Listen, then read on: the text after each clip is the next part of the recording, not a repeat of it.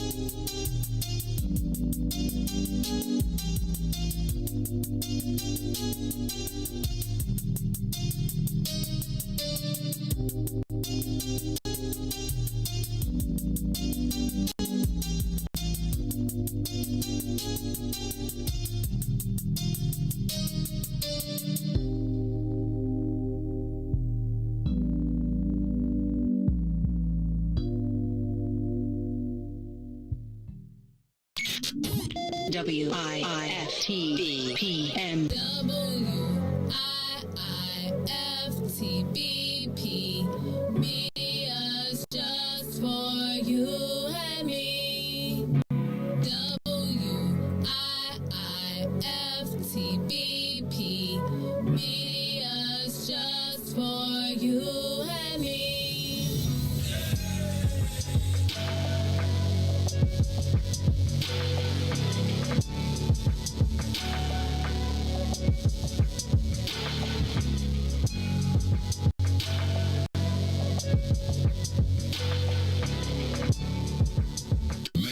Jackson.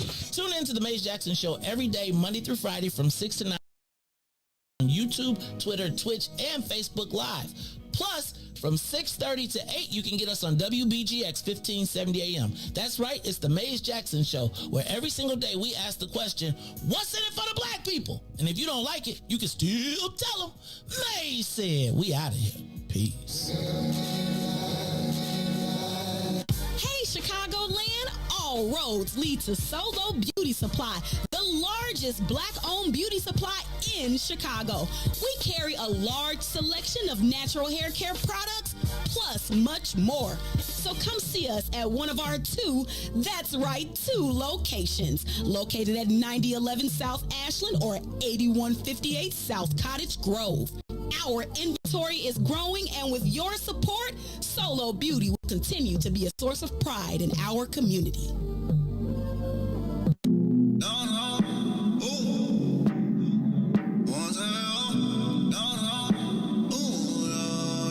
Crescent moon, drops of bruising, old school music, old school juicy. Gotta make my way to you. Pull up on that ass like, ooh, I wanna take you to New York, Chicago, LA, Houston, down all over London, Paris, the A to B, everywhere. I'll take you downtown. Show you all the finer things in life. I wanna take you downtown. Show you all the finer things in life. I wanna take you down. I wanna take you down. I wanna take you downtown. Show you all the finer things in life. I wanna take you downtown. Show you all the finer things in life. make sure. I made sure to make sure, yeah, that my place yours. Yeah. 28th floor, yeah. I had 8 thoughts, yeah. All 8 yours, yeah. Cake for dessert, but I ate yours. Take you to New York, Chicago, LA, Houston, down all over London, Paris, the A, the Bay, everywhere, fly all over. Your last boy couldn't get what you asked for. Your last boy didn't even know. I'm gonna take you downtown, girl. Show you all the finer things in life. I wanna take you downtown. Show you all the finer things in life.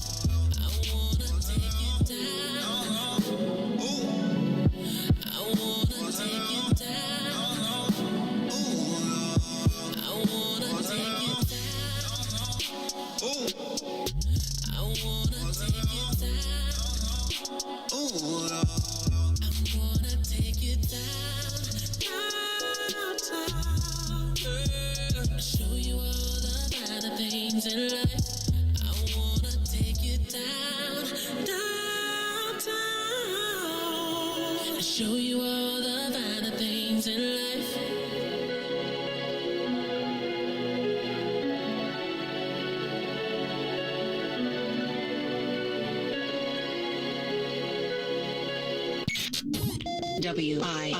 WIFTBPM. Uh-oh, what's in it for the black people? You are listening to the most dangerous show. This is What's in It for the Black People Radio. Maze Jackson. Maze Jackson, the most vociferous advocate for black people in the world.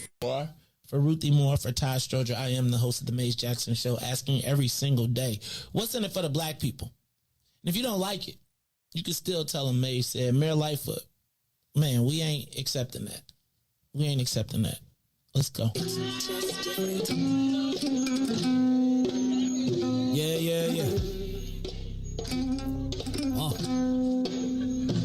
Let's get down to business and go ahead and address the facts. Man, Lightfoot seems more lesbian than black. Rahm Emanuel's another case. He was just as tired. 50 closed schools left much to be desired. Police had Anjanette naked on that body cam. They suppressed the footage so it couldn't touch a lot of hands. Reminds me of that 16 shots in that cover-up. Both of them similar, so I went and dug it up. George Floyd killed, a lot of riots happened in the town. Southside burned and they wouldn't let them bridges down. Grandmother sick, need a prescription and plus a couple groceries. You gon' have to travel just to get it now. COVID-19 out here shutting all the business down. Not enough SBA loans to even give around. So many failed businesses that you could put them in the pile. If you don't survive the pandemic, it's gon' sit you down. We sing, dance, play ball, entertain, and crack jokes. Government infested black neighborhoods with crack smoke. System that milked us so bad, we got lactose. Still trying to find out what's in it for us black folks. We sing, dance, play ball, entertain, and crack jokes. Government infested black neighborhoods with crack smoke. System that milked us so bad, we got lactose. Still trying to find out what's in it for us black folks. Shout out to Willie Wilson, hope one day you get to send it. We need some different players in the game to handle business. Too many shady characters like Madigan and Blago. But when you really break it down, it's typical Chicago. City full of gangsters, it's what the land was built on. Same streets with hood legends, DNA get spilled on. Carjackers out here lurking, trying to get they still on. Looking for a block to put them Hellcat wheels on. Let us give bogus appraisals a red line. Car crackers out here getting minimal fair time. And I'm concealed carry, I stay with the pipe. But Illinois gun laws giving minimal rights. Stay up on the swivel, make sure I'm moving tight. Check all of my mirrors when I pull up to the light. Pick my homie up from out of town, man, he caught a flight. He was hella nervous, told him, shorty, this a way of life. We sing, dance, play ball, entertain, and crack jokes. Government infested black neighborhoods with crack smoke. System that milked us so bad, we got lactose. Still trying to find out what's in it for us black folks. We sing, dance, play ball, entertain, and crack jokes. Government infested black neighborhoods with crack smoke. System that milked us so bad, we got lactose. Still trying to find out what's in it for us black folks.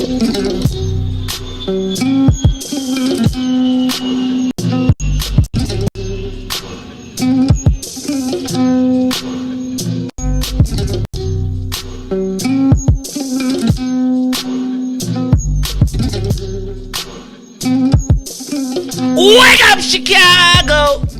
Wake up, world. This is the Maze Jackson Show. I am your host, Maze Jackson. on a Tuesday. Blowing up on a Tuesday. Blowing up in the club on a Tuesday. Hey. Every time he say blowing up, that's so funny, right, Ruthie? Why? It's not so, what he said. That's not what so he said. going up. Blowing up on the Tuesday. This is the Maze Jackson remix. What you talking about, dog? I make my own songs around here. All you need to do is give me the track and a semblance of the word, and I'm gonna make it happen. Blowing up on a Tuesday. I used to pop that off till I looked at the dude and I was like, wait a minute. That's not a black dude. Is he like, what is he like? Canadian. Okay, Canadian is not a race, is it? Yes. No, Canadian is white. No, Canadian is a race. No, it's not. It's a country. It's a nationality. You are Canadian. You know, and Canadian is actually code for Negro. What? If they say, have you seen those Canadians? If white people call you Canadian, if you're somewhere in a room and it's all white people and they start talking about Canadians, they talking about Negroes. That's okay. We got some words for them. Yeah, but they'll write a letter about yours. Nah. If you say white. Yeah, we don't say white. I'm offended. We don't call them white anymore. What do we call them? Can't tell because they didn't know. Then they know. Blow the code. Ukrainians. Is it any black Ukrainians? Them African students, they wouldn't let on the train. They clearly they weren't Ukrainians. No, there's no such just thing. Black. It's only black. white Russians like to drink. That. Oh, you want to start early in the morning? Okay, I don't really like milk like that. I ain't never had one. I'm lactose. I developed it over years. I developed an intolerance over years. In Bolingbrook, we really only had. Oh, Jesus. This is blowing up on a Tuesday in the club. On a Tuesday, club with the buff.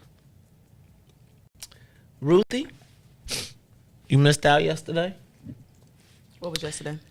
I spent the whole day at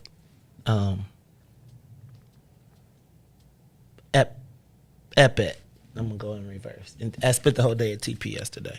So it's turning out to be a really cool co-working space. Like if you need a place to pop up your laptop, you're out south and you just need to pop up your laptop and get some work done and have a quick little meeting or something. It's kind of fresh, but you know, I felt a certain way yesterday. You ever feel like, do you ever like have a day off, but your parents stay home on the day off with you? What? Who did I go to school? See, like no, that defeats the whole purpose.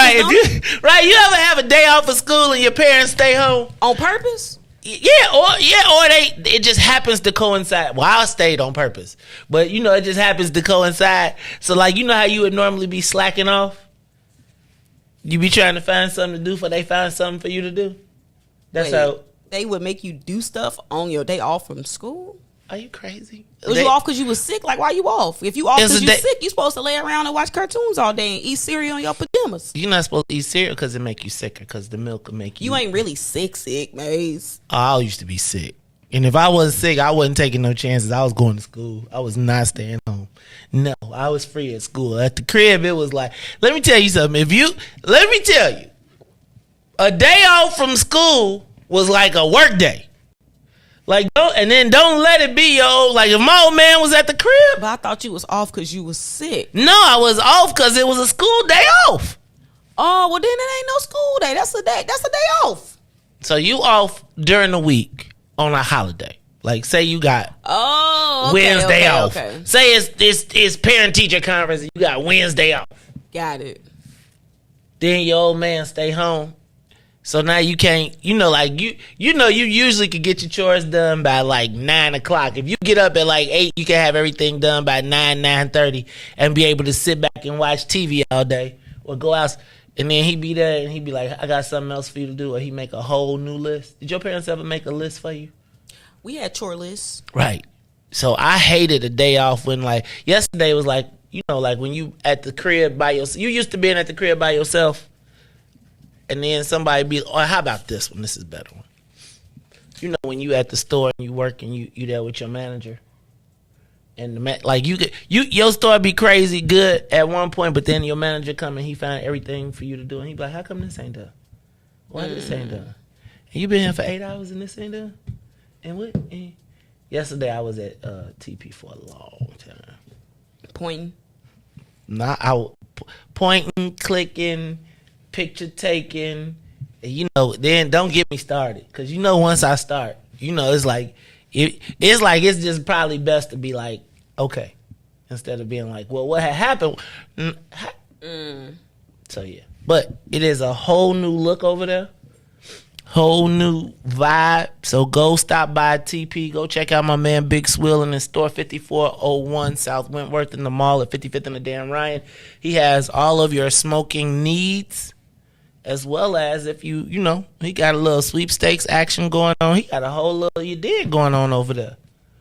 Also, we are going to be, if you have been looking to get a Wiftable hoodie, I know it's the winter time, but these kids be buying hoodies and wearing them in the winter. Ruthie wearing a hoodie in the winter time. People wear hoodies in the winter. Reese got a hoodie on in the winter time too. It's definitely not the winter time, guys. But I'm gonna let y'all. Summertime. Well, hoodies in the summertime. Y'all got hoodies because you see us so early in the morning. No, it's only because in here I enjoy it. I like cold, so it's cold. You can have the air on, which does not bother me because I'm more comfortable. I hate hot, I hate heat, so don't do heat. So what, you go to Iceland for your vacation or something? No, I don't like anywhere that's. You ain't going to Jamaica, man? We trying to go to Jamaica with Robin Patrice. You tripping, dog? So I will go, but I don't go outside until the sun down. I was that kid. Are you serious? I was that kid. I never went outside. Hold on, wait. He's trying not to be. He's scared. One of the benefits of being black is that the sun gives you energy, and it recharge your energy. I sweat eat. I'm gonna eat a sweater. I hate it. I hate the sweat. Sorry. Man, you need some sun, Reese. No, I come outside. Literally, I went to Punta Cana and I came outside. I stayed there for 8 days. I came outside only one time in the day. The freaks come out at night, and I was That's outside, how you got though. week 3. I was outside at nighttime all night. Freaks come out at night. All night. You a can night find person. me, yeah, but that heat, that 100. You're a nocturne. The freaks come out at night. You couldn't have been no slave. Oh yes, you would. I've been in the house, boss. Talk about where Miss Daisy at. Yeah, the old Mae Jackson and Ruthie Moore out there trying to blend something about. Dang. Run my AC. Run my AC. Run my AC. See, it's look. I ain't doing on that, right? Hey, y'all, this is the Mae Jackson Show. On a Tuesday, we blowing up on a Tuesday. Y'all don't even be knowing. All right, so check it out. I'm your host, Mae Jackson. Got to say what's up to my girl, Ruthie North Face Moore. What's up, Ruthie Moore? Y'all acting like come on now. Y'all acting like it's cold in here. Now these kids these days scare me. It's 99 degrees outside and they have on a full sweatpants suit, hood over their head, tied up. I be like, that is so weird to me. I do not know. That I feel like these kids create these masks of illusions to repel the bad things.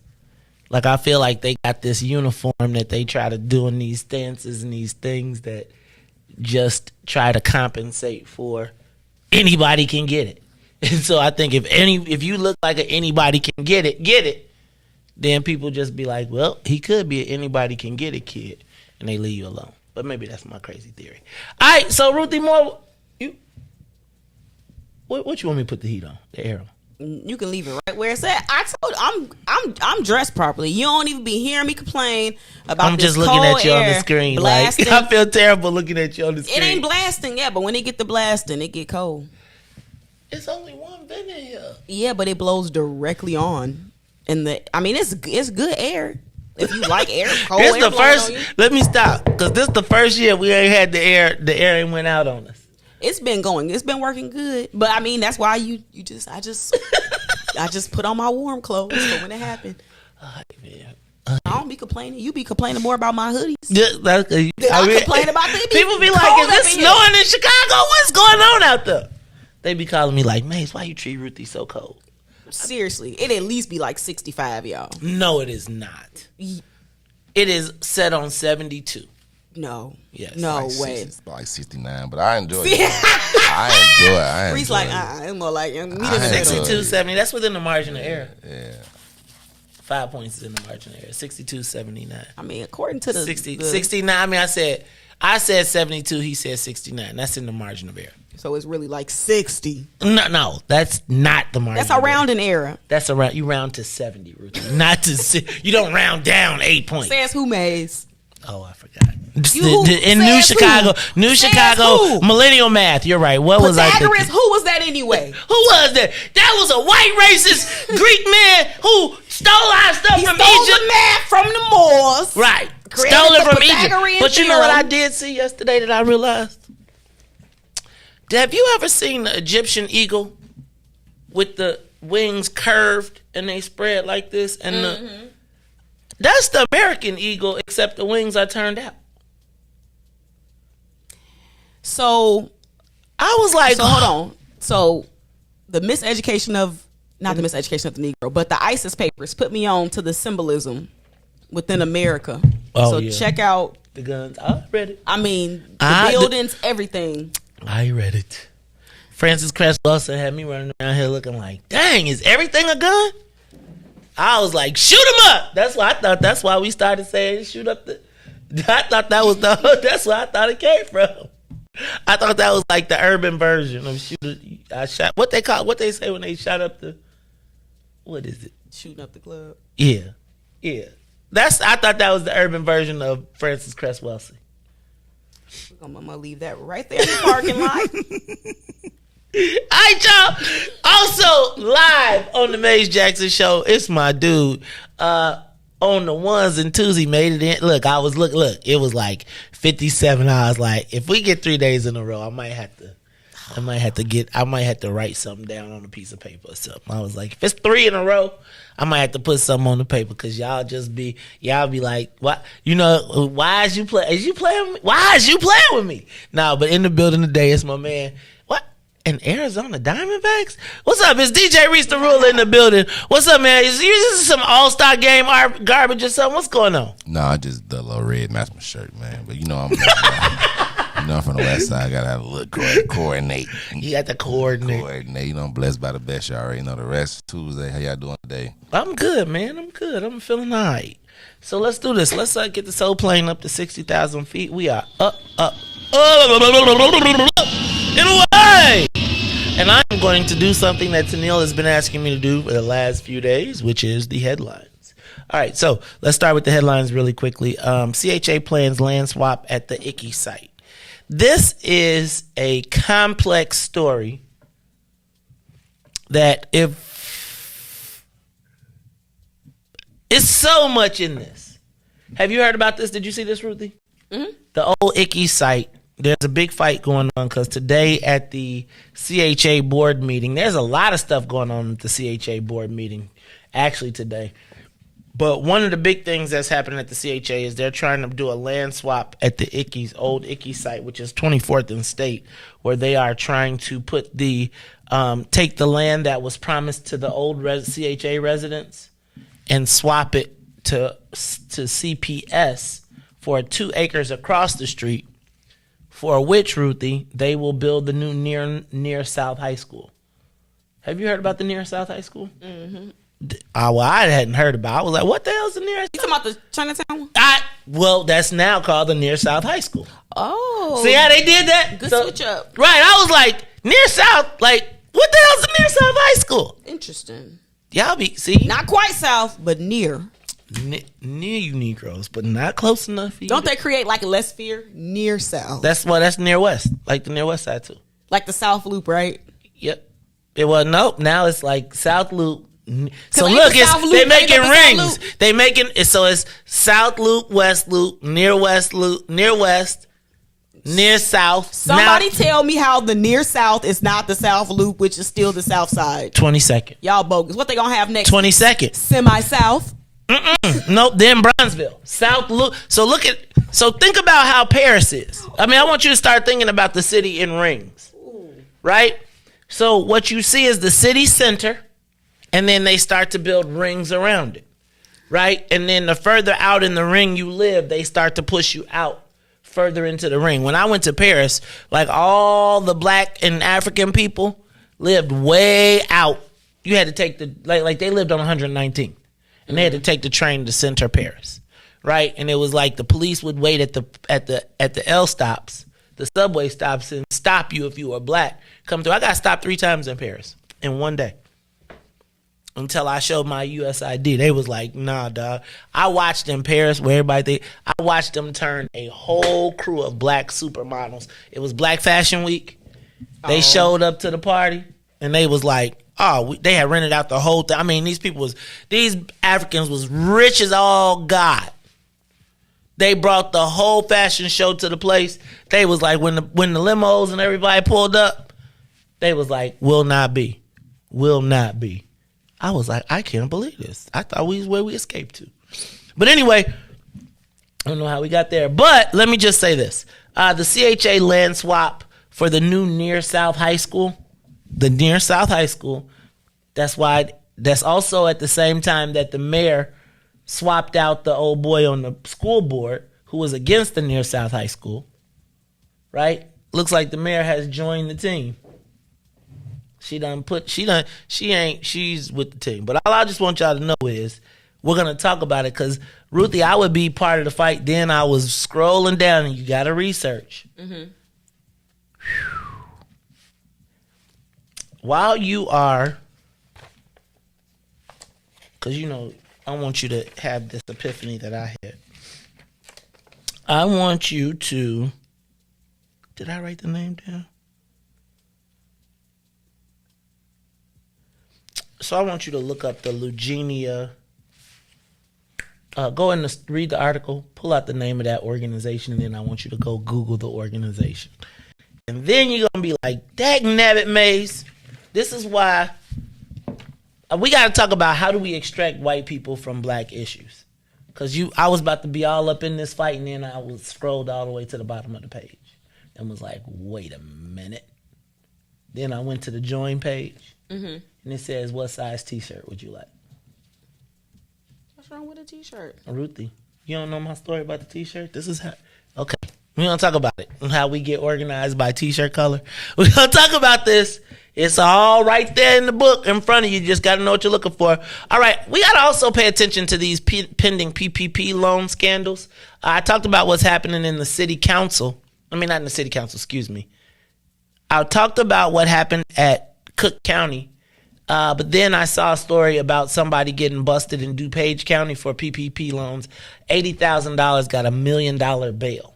Then I heard it through the grapevine, through my rumor and innuendo network, that over approximately, now this is all rumor and innuendo, but like 26 people over at CHA quietly resigned. Whoa. Over they were allowed to quietly resign over PPP loans. At the same time, what I heard was that, and this is, somebody have to verify this for me, was that CHA was removing residents.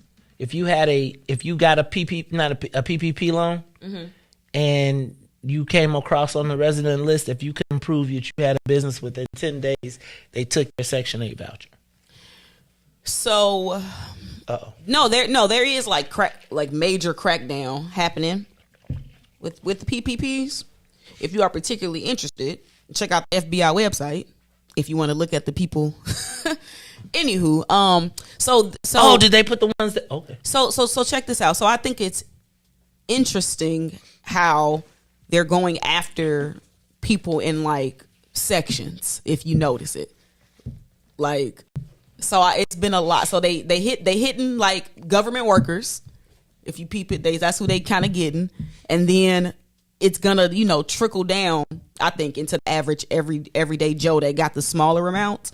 But if you pay attention right now, it's a lot of government workers that are getting popped for PPP, and I think it must be relatively easy to cross-reference those data sets. Yeah, it is. Like, it's gotta be super easy. And the FBI, the local, they've put manpower toward it. Like, it's a thing that they're doing now. And just think about it. Tony Preckwinkle just got caught up in it too. In what type of way? The Inspector General, 4 people got referenced in the report, and he referred them to the feds. Oh yeah, PPP. I just, you know what, Ruthie, I was saying, you know how it was just like so easy? No, but some people knew, like, y'all, come on now. Ruthie, that's why I said, first of all, I was like, you think they just giving, I knew when they was going to people's house in Markham, it was finna be a problem. When Channel 2 did a whole, you dig, like. That was a one, and one of them was like a government worker. Right. Well, here's the other part. Like, think about this. It was a government worker who was like, I'm telling. Cause we got the most businesses. He like, we ain't seeing no tax revenue off this business. Ruthie? But you know, But I bet you it's gonna be selective getting their money. Oh, I am. Because I'm not mad at people. Let me just tell you why. Because if these multi-million, close to $1 billion corporations were able to benefit during that time monetarily, then I also think that I see everyday people should be able to benefit, like 20, 30, 40 bands. Like, now some people got a little egregious, but I think if you had a business and you could justify it in some way, like. But I'm talking about the people. These are people who didn't have a business. But I mean, I still feel like they should benefit. I think you should have got the part that you should have got the rent loan. Let me tell you why I blame the government, because there should have been better oversight on the front end. And if people were saying, right, don't trust this ain't going right, this ain't right, this ain't right. So I ain't saying they should just get away with it, like maybe just pay it back, but there should be no criminal charges. Just let people pay the money back, get on a little payment plan, don't charge them no interest, let them pay it back and keep it moving. And all these people that's firing these people for this because y'all don't want the bad press, let them people keep their jobs. Like they got caught up. So How they often had a do the job. government just give out money like that? They got caught up. They probably needed it. They was struggling and suffering during the pandemic too. Let them people go. The government. If you worked in the government, you kept your job, and they did not fire. But you might have had family and stuff that you needed some extra support to provide. That's when they had a program for everything. I don't know. The average everyday person, leave them alone. Free the people. Okay. Let them pay it back. Okay. I just need for black people to always be clear. I just want you to always be clear, black people, that when they put the cheese there, I hear everything everybody's saying, but when they put the cheese there, they know that your desperation is going to allow them to eventually snap the trap. And all I'm saying is no. I promise you, it's like I was looking at people with the PPPs, and we had all type of everything going on at the station and all types of and everybody had a PPP plan, and I just was like, man, Charlie, ain't nowhere in the world these people giving away ain't nowhere in the world black people getting no hundreds of millions of dollars, and they not finna use this to come get you. Your student loan finna be killed. They finna be putting all type of liens on people's life forever. Woo! I'm just telling y'all though, if you got a PPP, you need to be paying attention, especially if you get your paperwork together. You can't backdate it. You can't start a corporation 2 years ago today. Just saying. I heard everybody like, get your tax ID number. You okay? It wouldn't hurt. Now I'm saying just try it. I mean, get you get you some paperwork. You gonna get you some paperwork. Trust me when I tell you. All I'm saying is, if you are in the PPP space, do whatever you need to do to get yourself together. Or I don't know, but I do think that I feel like there were so many people who just assumed, and I just think. Let me tell you that, Maze. Let me tell you how I would deal with this. I feel like there were so many predatory people preying on people to give them those. To fill out them applications. So I say we go after the people that was predatory filling out applications for people. I'm with you, but the problem is you're going to find yourself still going after a lot of people that you know. That's all. No PPP. I took none. I didn't want none. I was like, ain't no such thing as no strings attached. That's all I got to say. Listen, ain't no free money. People finna tell. Yes, I gave this person X amount to fill it out for me. Yep, they gonna tell. They gonna be like ignorant, and they gonna tell on, and all y'all gonna be sitting there together, cause it all be a plan. They be like, we could take 10% of them right now, jam them for life. They go we gonna be, our settlement gonna be, they gonna be like, free the people. Okay, for reparations. Trade us reparations for the PPP loans. Somebody gonna be like, we'll take it. Y'all gonna call Ben Crump. We gonna be up out of here. Reverend Al Ben and Al, Reverend Al gonna negotiate the settlement. All the black people gonna give up their reparations to free the people, and we gonna be stuck forever. Oh, y'all, it's the Mace Jackson show. Did you see the state is putting out $250 million in violence prevention money from the COVID relief plan? It went to 48 groups. So the first round of $2 million went out to 48 groups yesterday. Did you hear about the clear and present danger rule, courtesy of Bobby Cremo? For the Foids. Yeah, so now they are now creating a clear and present danger list. A clear and present danger list. Can I tell you what that's gonna wind up being? You're gonna be mad at me, but they're gonna put every kid from O Block on that list. To deny them access to legal guns. Right, but then they're going to start adding stuff to the clear and present danger list. Then they're going to start like, now that you're on the clear and present danger list, now you can't fly. Now you can't be seen at the such and such. I just don't know about creating clear and present danger lists. Like these snap reactions, this makes me nervous. It kind of reminds me of like the Patriot Act and how like it's like, do you want to sacrifice your national security for your personal data and information? And with this one, I don't know. I'm not necessarily in favor of what I would deem to be regressive gun right laws. And anytime the government can compile a list of people to deny them access to something such as the right to bear arms, I would have to put a little asterisk by it and read what the actual legislation says in terms of what are the protections for the average everyday Joe that might get on the list. We saw how the gang list worked. That's what I'm saying. Any type of databases. Right. Also, did you see the concealed carry shooters on the Expressway? Story about the lady. I followed that one. I'm keeping up with that one. I gotta watch it. So basically, the lady was trying to merge over. The guy wouldn't let her over, so she sped up to try and get over. That's what she says. She said that she sped up to try and get over, which he tried to cut her off.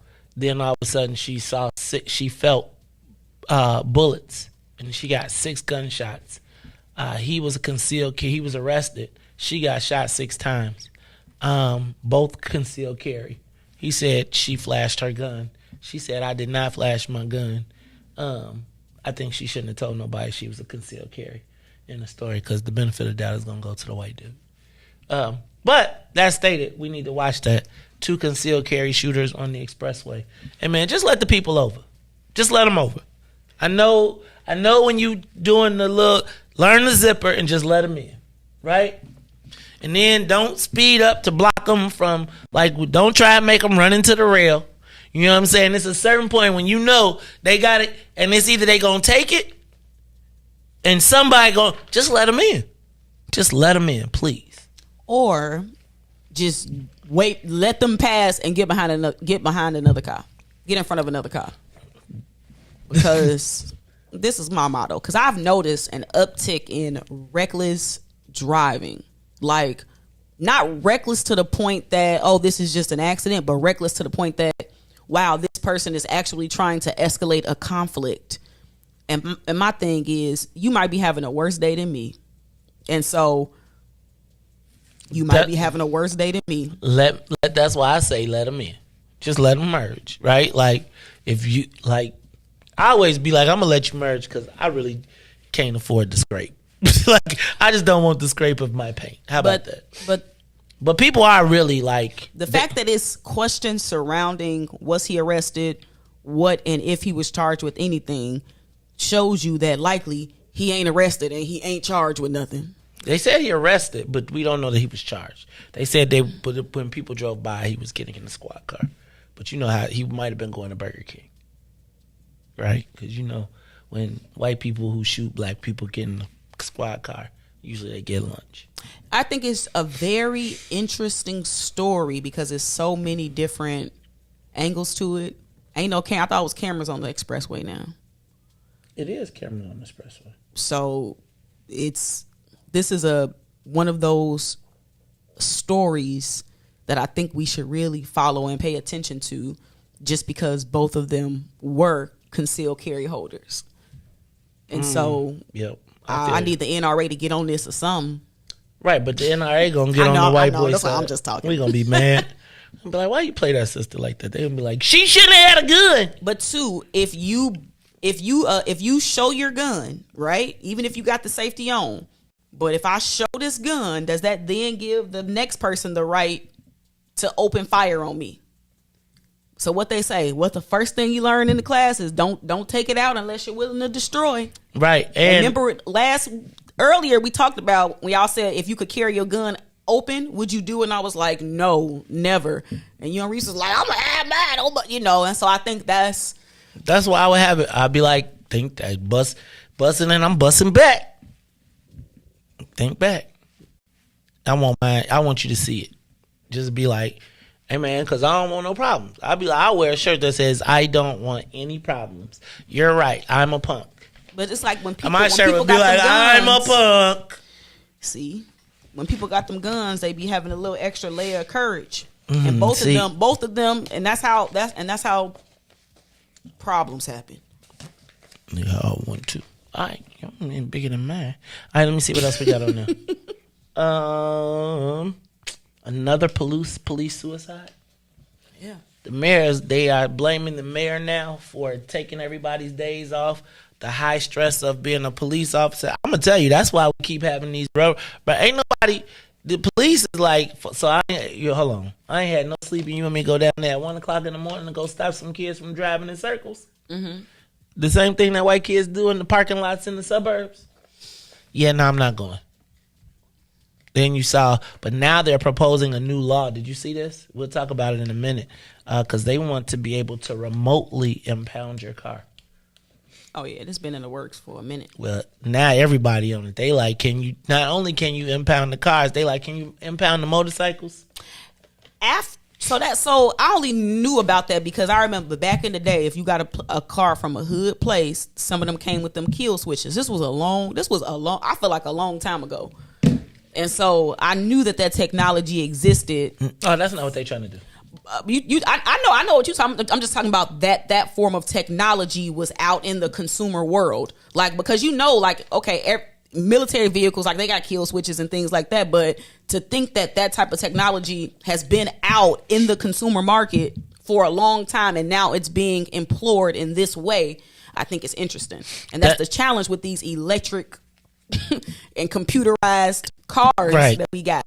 Elon Musk gonna get mad at Tennille and be like, turn off her air. They're gonna be like, turn on her horn.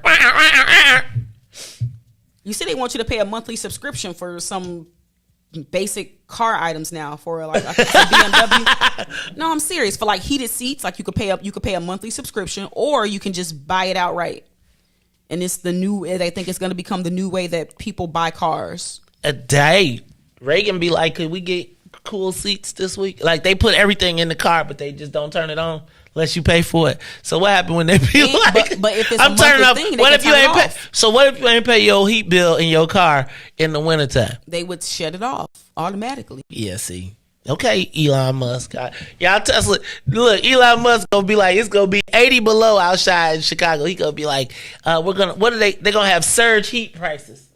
You know, they're gonna have surge heat and air prices. How Reese don't want to go, how it was 85 yesterday.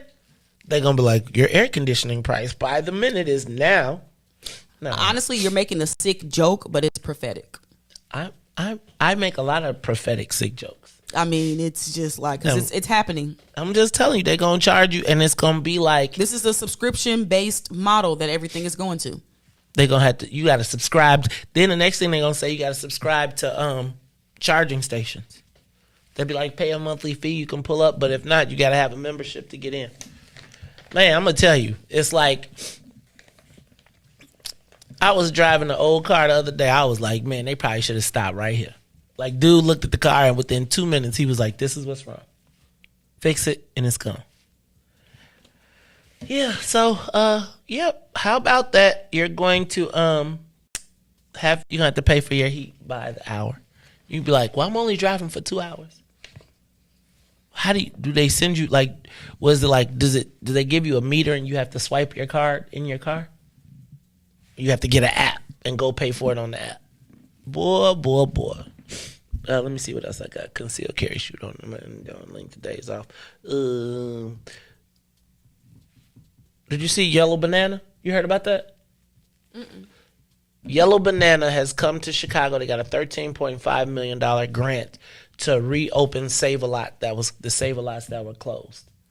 Yellow Banana. Banana is like black, right? Yep, it's a black-owned, not banana company. It's a black-owned grocer. Maybe we can get them to come to Robbins, too, because they need a grocery store, too, because they got to go buy all their groceries from Crestwood and stuff like that. Speed camera showdown is looming for the mayor. Anthony Bill says he's confident he's got his 26 votes to block the speed cameras, to lower the threshold on the speed cameras. The problem is the mayor can veto it. Mm-hmm. And so it looks like the mayor is going to veto it, but man, that's going to be is it just a time difference, or is it also the money difference and how much you got to pay for the time? It's a speed difference, and it made $59 million last year when they adjusted it by 6 miles over the limit. Okay. And he wants to push it back to 10. Down. You know, because remember, I don't know if y'all remember when I said, what's the legal how far over the speed limit you can go without getting a ticket? Mm-hmm. And most people feel like it's like 9-10 miles, right? What you feel? Reese like 30. It's 7, ain't it? Well, even if it's 7, if the man made it 6, so you still getting the ticket, okay, right? But I always think, like, if I'm doing 9-10 miles over the limit, I feel like I'm straight.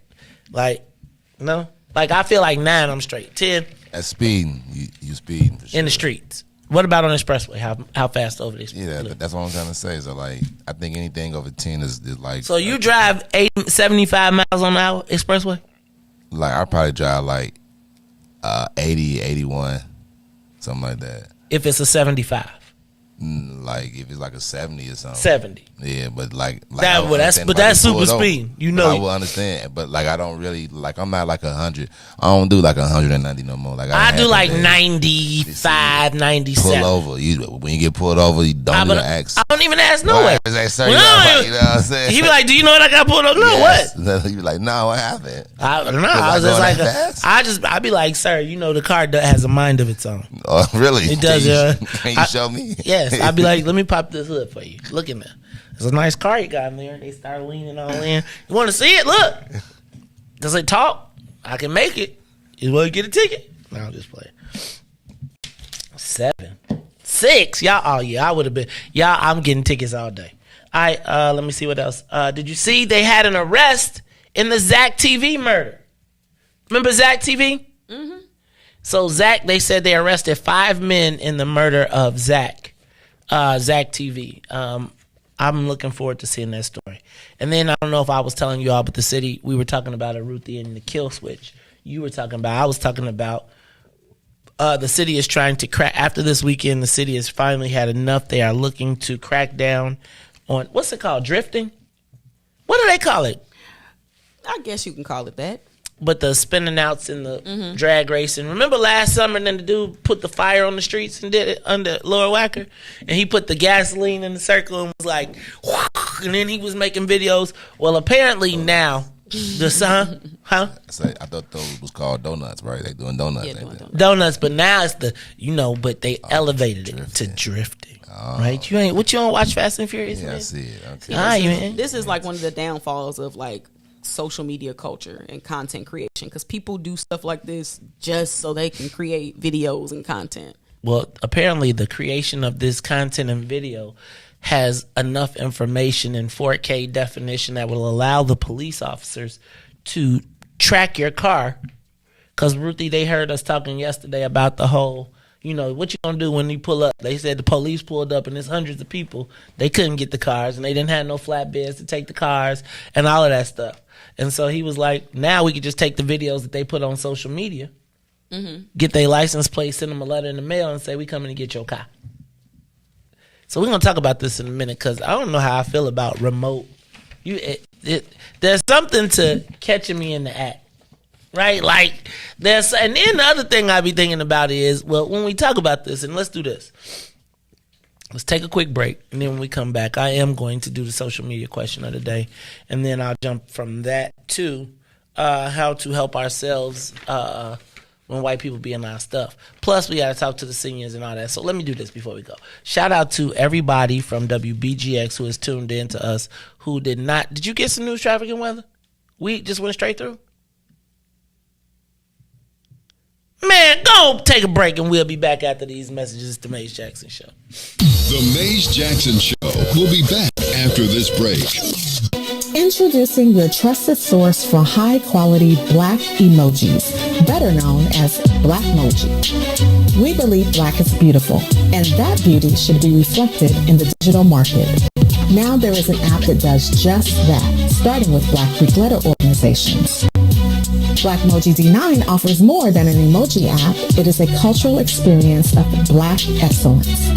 Download the app in the Apple or Google Play Store to access a specially curated catalog of emojis representing the Divine Nine.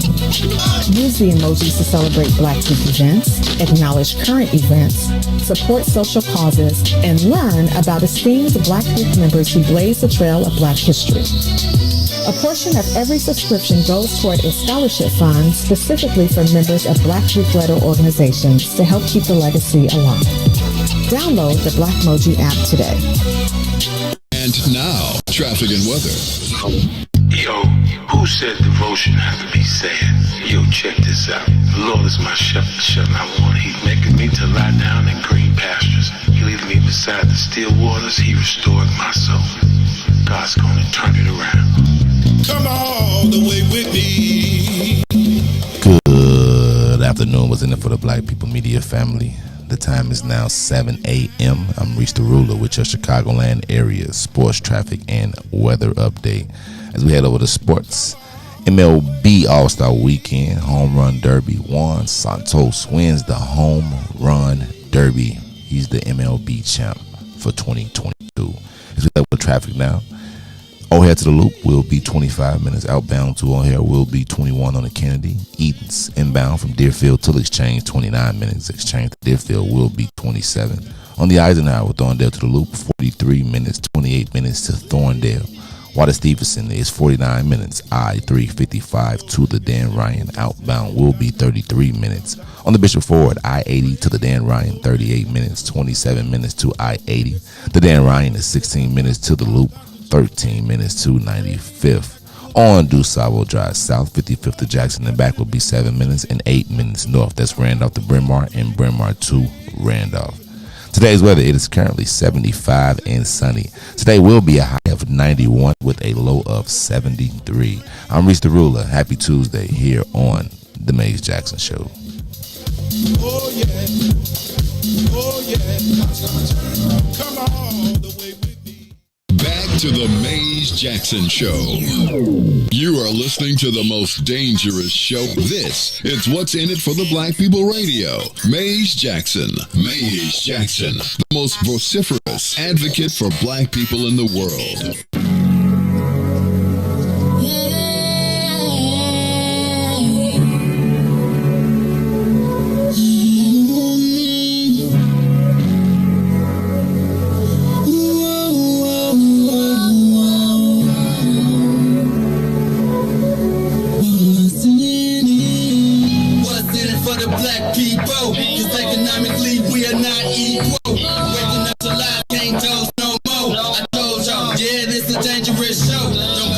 Church, hurt you if you ain't trying to help us. Don't even try to be around and can't protect us.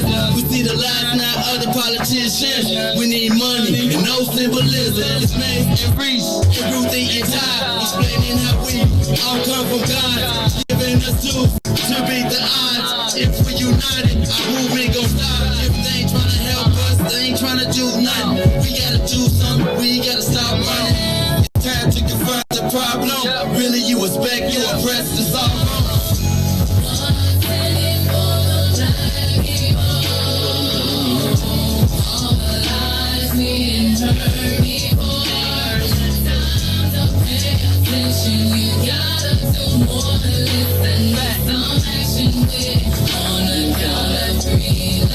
Wake up, Chicago! Wake up, world. This is the Mace Jackson Show. I'm your host, Mace Jackson. Hey, you know, I meant to tell y'all. Milton, you said I got milk behind my ears, though? I've been in the game. Sometimes I be reading these comments, and I be like, dang, man. They be pop. Reese, how you be letting them pop off like that? You be letting them pop off, and I know you just be like, you don't need. I was like, 25 years in the game, I got milk behind my ears. Okay. Man, I said, then the rest of these people ain't been born. Then ain't nobody been born. Sometimes it be a comment that hit the page, and before you can even hit the respond button to it, be gone. I said, y'all ain't got to worry about the chat. It be gone. I be like, man. I be like, do I be getting dissed in the comments? I be like, golly. It's all right, though. I be quiet, then I be talking again. I be talking again. It's all right, though. I be trying to tell y'all, it's okay. Be your we own know, people. We know, Maze. That's all right. One day, y'all gonna appreciate somebody. Y'all gonna appreciate me. Y'all be like, okay, keep on. I don't know none of y'all. I'm gonna remember every single person. I write moments down like that, though. I be like, oh, straight up. Anyway, it's the Mace Jackson Show. I'm your host, Mace Jackson. Reese, I know we're a little bit behind the times, but I do want to say what's up to all the saints out there from WBGX who tune in to us every day, 6:30 to 8, every day, 6:30 to 8. I do want to thank you all for tuning in on WBGX. You can give us a call at 872-259-7474. You ain't got to call and answer the question. Just call and let us know you're out there, right? We spend a lot of money being on the radio. I be looking around every once in a while, and I be like, is it worth it? Then there be people like John Austin that be like, yes! John be tripping. He be like, man, you better get back on this radio. So anyway, Ruthie, we got to do something else, too, because it seems like everywhere we go, I stop, people be like, I miss you on the radio. I be like, come on. I was at Solo Beauty, and this lady was like, oh, where have you been? I be like, at the station at 4 o'clock in the morning. So you still on? I miss you. I was like, well, you can catch us. So we might have to do an ad campaign or something. Yeah, I know. Like when I was at the Silver Room, a couple of people thought that you were still. And they was like, yeah, I stopped watching the show because he went to the afternoon. I said, we've been back for like a month now. They were like, really? Yes. I mean, I think it's like it's almost back, but it ain't all the way back. But it's like, I ain't gonna lie to you, boy. You look at these YouTube analytics, it be like, man, we got a lot of people. Like, our audience has shifted. Like, the bulk of our audience is now on you. Like, I used to read the comments because YouTube don't save your comments. You gotta watch the whole show, but Facebook keeps the comments. I wish I could get them merged and see them all. But like, I want to thank everybody on YouTube for becoming our fastest growing audience. Like, every day now, it's not even a question. It's not even a question. Look, at YouTube, we're at 147. On Facebook, we're on 79. Now, that is probably a lot more hate over on YouTube, too. Right? You don't think so? They be trying to... Hey, man, if you get on every day to turn us on, hey, how y'all doing? How you doing? Hey, how you doing? Appreciate it. Sorry you can't get through. Take my name and your number. Okay, I'll give you that. Shout out to... No, let me just say this. Thank you to everybody who takes time out to listen to anything that we have to say every morning. Sometimes, I feel a certain way, but can I ask you a question? and this is only the people we can see. If you knew that every morning you had to get up and do a performance for 300 people, how would 300 live people? You be going to buy a new outfit every day, right? You ever seen a black person that's an artist with a show? They'd be a free show. They'd be like, man, they spend $2,000 on the show and they got to pay to be in the show. So I ain't tripping. Right, you gotta sell. I gotta sell me some tickets, right? So while you at it, I just want to tell y'all thank you. If y'all could do me a favor though, if y'all could take a moment and share the broadcast, that would be greatly appreciated. Take a moment, share the broadcast. They say that my algorithm responds to when the popular people share, and so many of you all are so popular. So take a moment, share the broadcast. It's a lot going on. Also, I want to remind you, no, Tanil, we have not done the event because I'm waiting on the graphic to come back, but I will tell you that August 6th at 5401 South Wentworth, the old school car show is coming. I already got 6 entries. If you got an old school car and you want to put it in, it's 3 to 7. We just, it's going to be fun. I want everybody to dress up though, right? I want the people with their cars. I'm going to try and dress old school. I'm going to try and find me a 67 outfit, right? I might get me some the shorts with I'm going to be looking fresh, but I want it to be cool, right? And bring your kids out, bring your family out, come check out the cars. It'll be a little bit. Also, Ruthie, I've been talking about this for a long time, but Big Swill finally decided to do it. Y'all would want to have a place to just feel like you. So I was talking about it earlier. Co-work, where you want to have a place where you can sit down, grab a table. You ever want to go work, do your work, but you don't want to sit at the crib, right? You need a place. You out and about on the south side. You need to check out the Obsidian Social Club. I'm going to be sending out some information for you all because we have created our own version. It's smaller, but it's like a black house. It's not small. It's comfortable. Okay, it is.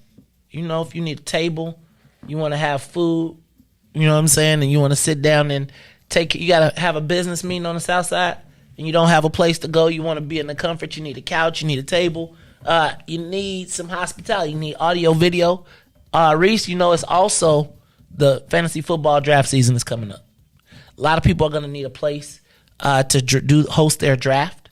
If you're looking to have a place where you can draft your party, if you want to have a repass, if you need to have a place to have a repass, you want to have a game night, hit us up. The social media, go hit Big Swill up on TP. We'll get all the information to you, but it is rapidly arriving. Yeah, man, so much going on. And Taco Tuesdays. Taco Tuesdays, August 9th. August 9th, I think we got Taylor Tacos for the first one. Oh, good. See? Let me ask you a question. How many tacos do you eat in a setting? What 3? kind? How about, we working on 3 tacos and a big fat margarita. $25. Bottom. Have 2 margaritas. I'm just telling you. Plus, would you eat tacos from Taylor? Support the black people? No? You ain't eating tacos? You come to Taco Tuesday, Reese? I like tacos. Yeah, but I don't eat tacos. Oh, Lord. So what you want? So that's why we have a taco bar. So you can have tacos, you can have nachos, you can have your nachos. You could turn it into a not black people nachos. No, we ain't got no Doritos. Not walking tacos. So look, we having a contest though. So here's the thing. For 3 weeks, it's gonna be a different taco person. Right? And you get your taco. So somebody was like, well, my specialty is walking tacos. What? What's a walking taco? When they take the bag of Doritos, they open it up, you put the meat in there, you put the cheese, you put everything in the bag, right. And then they give you can either eat it but you ain't gotta have a plate. I never knew that was called that. A walking taco? Yep. I just thought you got your bag of Doritos and put some meat in cheese. That's I would tell you. I think that's like a concession stand creation. Randy Span, you ain't bringing your 57 Chevy. Stop lying. Randy be lying. Who judging? Who judging what? The car show? Mm-hmm. The people. The people gonna walk around and they gonna put a thing in your bucket and say, I like this. If I had to pick, you're gonna pick the best old school, you're gonna pick the best paint. We're gonna have some categories. I think you gotta do like, if that's the case, probably have like 3 to 5 like different colored tickets. So like when Like and then you don't count your tickets at the end. You know what I'm saying? And then if you wanna buy a power vote, right? Like if you wanna cause this the Chicago way, you wanna give them 100 votes. Everybody get one ticket, but you can buy as many tickets as you want to vote for who you want. So if you want to put 100 tickets in his thing, you can. You want to win the show. All right? Jamal Green said he going to bring a Chevy Nova. I was like, that's just pull up in his bus. Pull up in Hey, man. Now, I was thinking, how about a car show-off? Like, I would love to do a car show-off, too. What? Like when you pull up all your cars, like a car show, like a Rick Ross, you be like, you open it up and anyway. But the old school car show, August 6th, it's going to be a lot more activities coming up. We hope that you all will check us out. Taco Tuesdays, August 9th. 3 tacos and you telling me you wouldn't get 3 tacos and for 25? 3 tacos and a margarita. Plus you get to sit, you get a table, you get a chair, you get parking. If you smoke cigars, you can smoke outside. You can get you one of them chairs, and you know how the brothers be liking to smoke them cigars.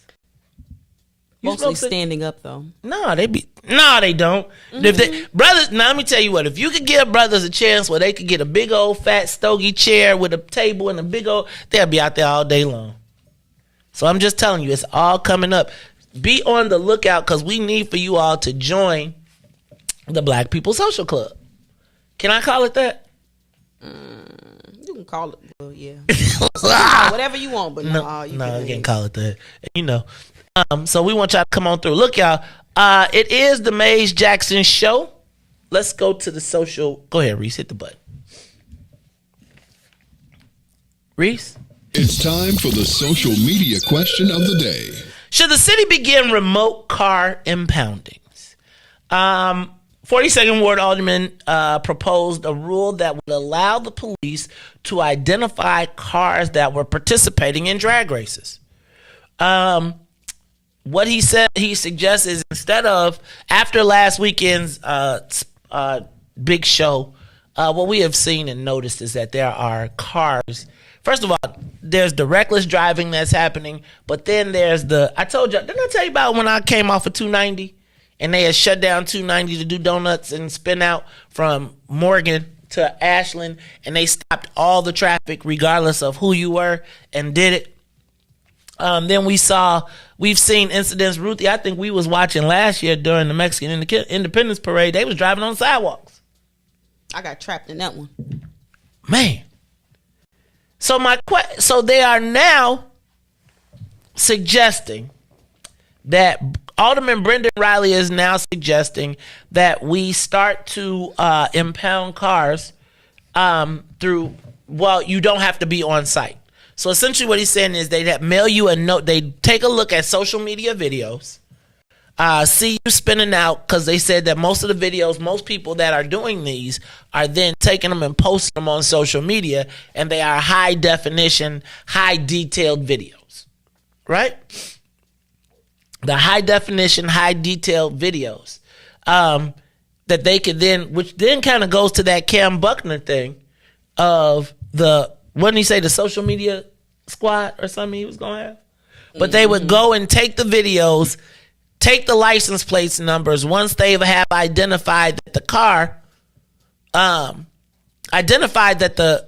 car, they would then mail you a notice of intent to impound. And then they could come get your car not on site, but later on, because they would then present the video. And then you'd have to go to court and explain it, but they could take your car. Now, I got to be honest with you. These speeding, this driving is out of control right now in the city. Like, no matter where you go, whether it's on the expressway. And can I just ask, why is it always the people with the Charger? Like,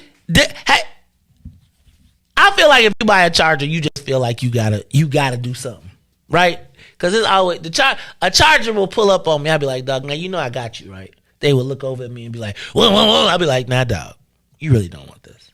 You know, this was on Expressway. But should we allow them to remotely impound your car based on video evidence that they get from social media or videos that you post yourself to your page? Give us a call, 872-259-7474. 872-259-7474. I'm going to ask the Richard Irvin Republican over here, DJ Reese, the ruler, who wants to shut down. Reese want to get rid of all the black. I think if Reese had a chance, he'll put the black people out of Chicago too. Because Reese be like, he said, shut down the circle. Yeah, look, he said, get rid of the skating rink on Madison and Pulaski. You don't want black people to have nothing. Reese, the Richard Irvin Republican. Tell me, DJ Reese, the ruler, should they be able to remotely impound people's cars? Well, first of all, I think these people need to act like us and think like it's kind of petty, but it's self-incriminating. You know, you didn't put it on there. I mean, it's kind of wild that you are doing something illegal, so you can't really knock it. But I mean, I think it's a reach. You know what I'm saying? It's a reach. But you did put yourself on social media. You are on there. You know, cameras. That's why I tell people all the time, I don't know how y'all be posting, what y'all be doing on there. So I can see it. I don't agree with it, but I think that's how another way we, you know, use our resources in the wrong area. You know, we got somebody spending time on social media trying to find the car spin out of last year. Like, that is insane that somebody really got that job to look for car spin outs with and write down license plate numbers and so somebody can get that, and that money could be resourced somewhere else. But it seems to me to go back to the Cam Bugner thing, which is you could probably solve a lot of crime in the city of Chicago if you went to social media and spent some time there. And I mean, I think it's like, so do you think, and give us a call, 872-259-7474, if you think the city should be able to remotely impound your car. They don't have to catch you in the act. They just got to get your video of you doing it, or your car being, because it ain't impounding you, it's impounding your car, right? Because they say, Ruthie, you was talking about it yesterday. Ruthie said, if you got enough people, you can do anything you want to do. Mm-hmm. Right? Because who gonna check me, boo? They said when the police showed up, people started kicking their cars and shooting fireworks at them. What is this out west? No, it was on, I don't know if that's near south or near west. Because there was one. It was on Clinton. It was between Clinton and Jefferson on Monroe, right? Between Monroe and Adams on Clinton and between Clinton and Jefferson. Maybe some west side. West adjacent. That's west adjacent. I'm so sick of them coming up with these little. I'm mad about it now. Now I'm mad about it. Near west. So, or is it? It might have been on.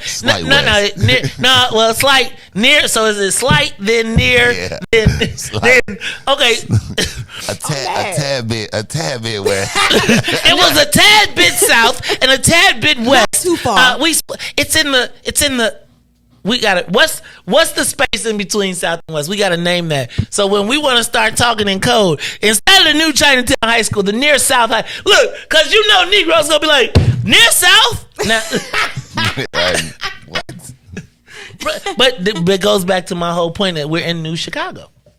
We are in a new Chicago at this point because near South. Think about it. The Robeson Raiders are gonna have to go to near South now. Right? They probably ain't gonna. They ain't even letting the Robeson Raiders in near South. Let me tell you. They're gonna have what percentage of black people going to the near South high school? If they build that $100 and some million high school, it is going to be the most state of the art high school in the city of Chicago, and they're gonna turn it into selective enrollment to not let them Robeson Raiders come up in there and keep it near South.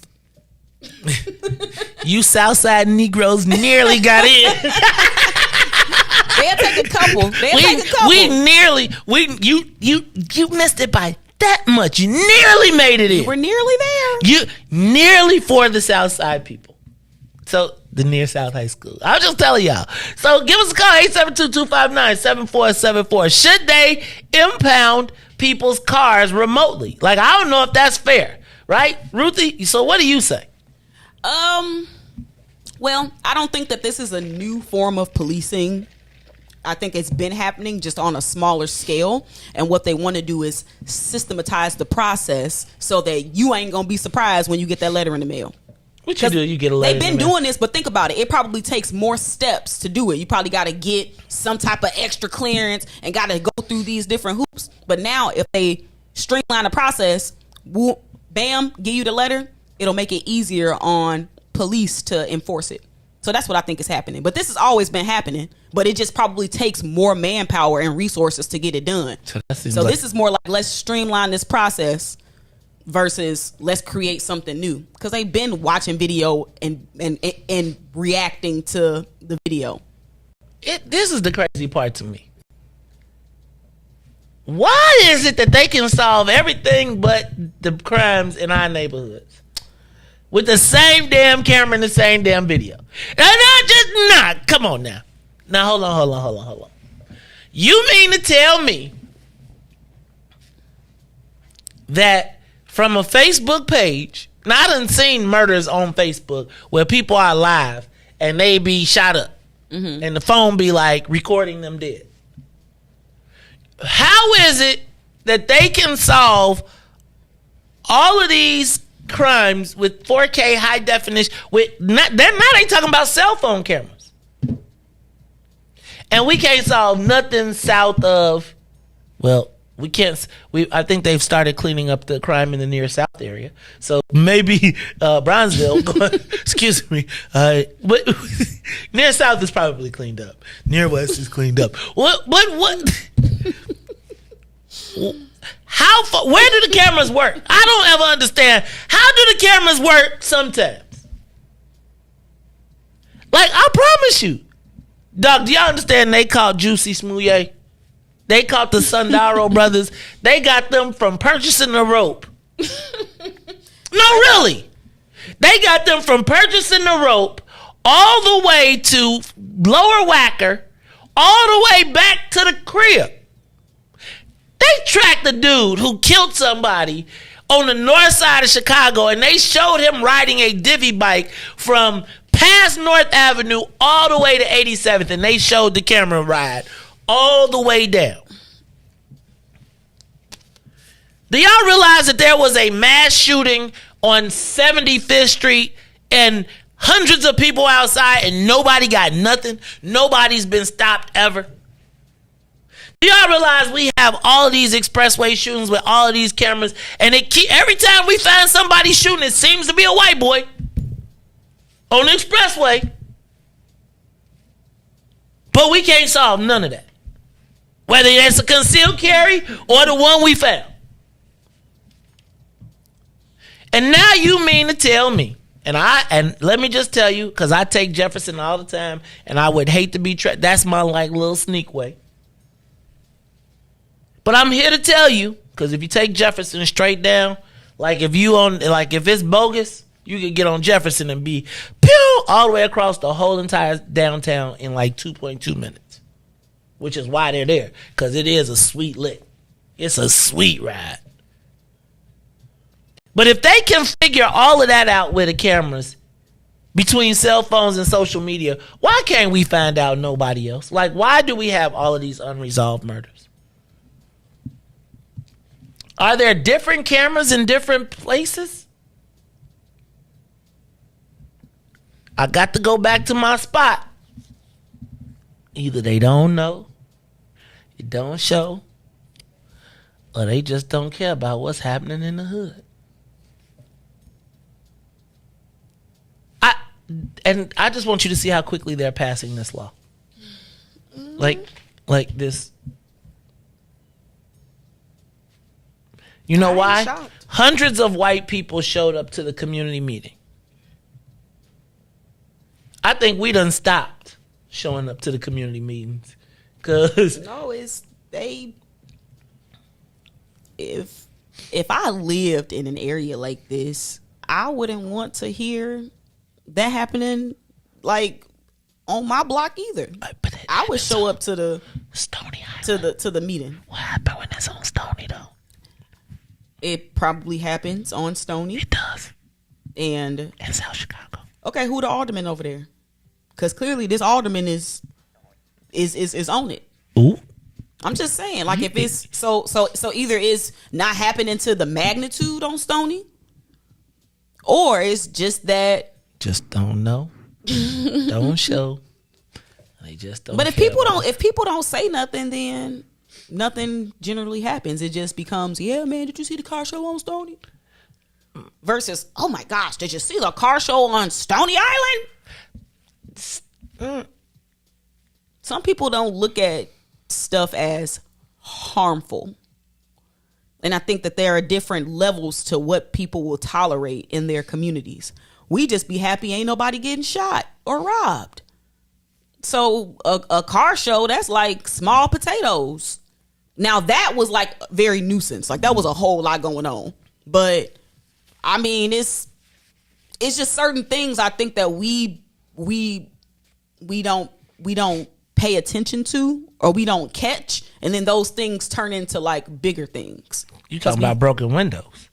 I don't necessarily want to call it that, you know, but I mean, what came along with the car show? Now they got somebody brought some fireworks too. Now they shooting the Roman candles at the police.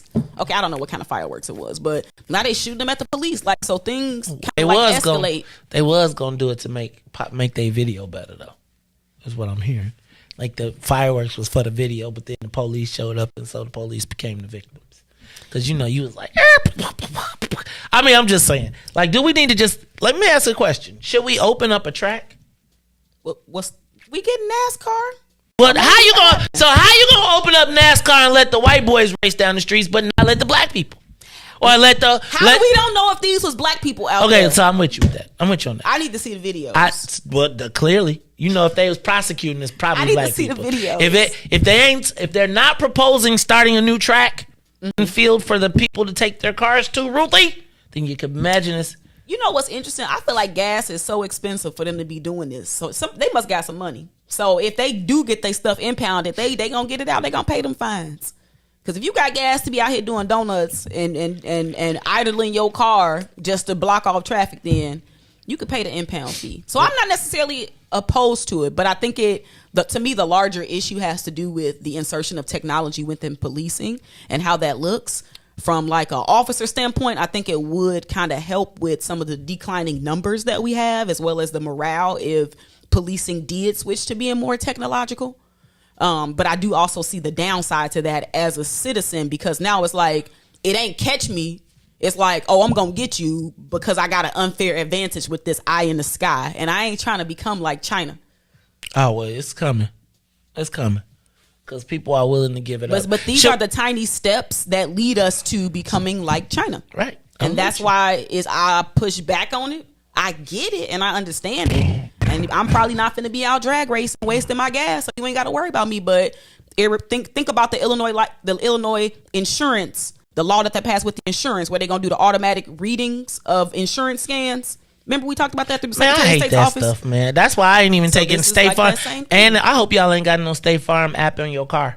Because if you got the State Farm app, your insurance going up anyway.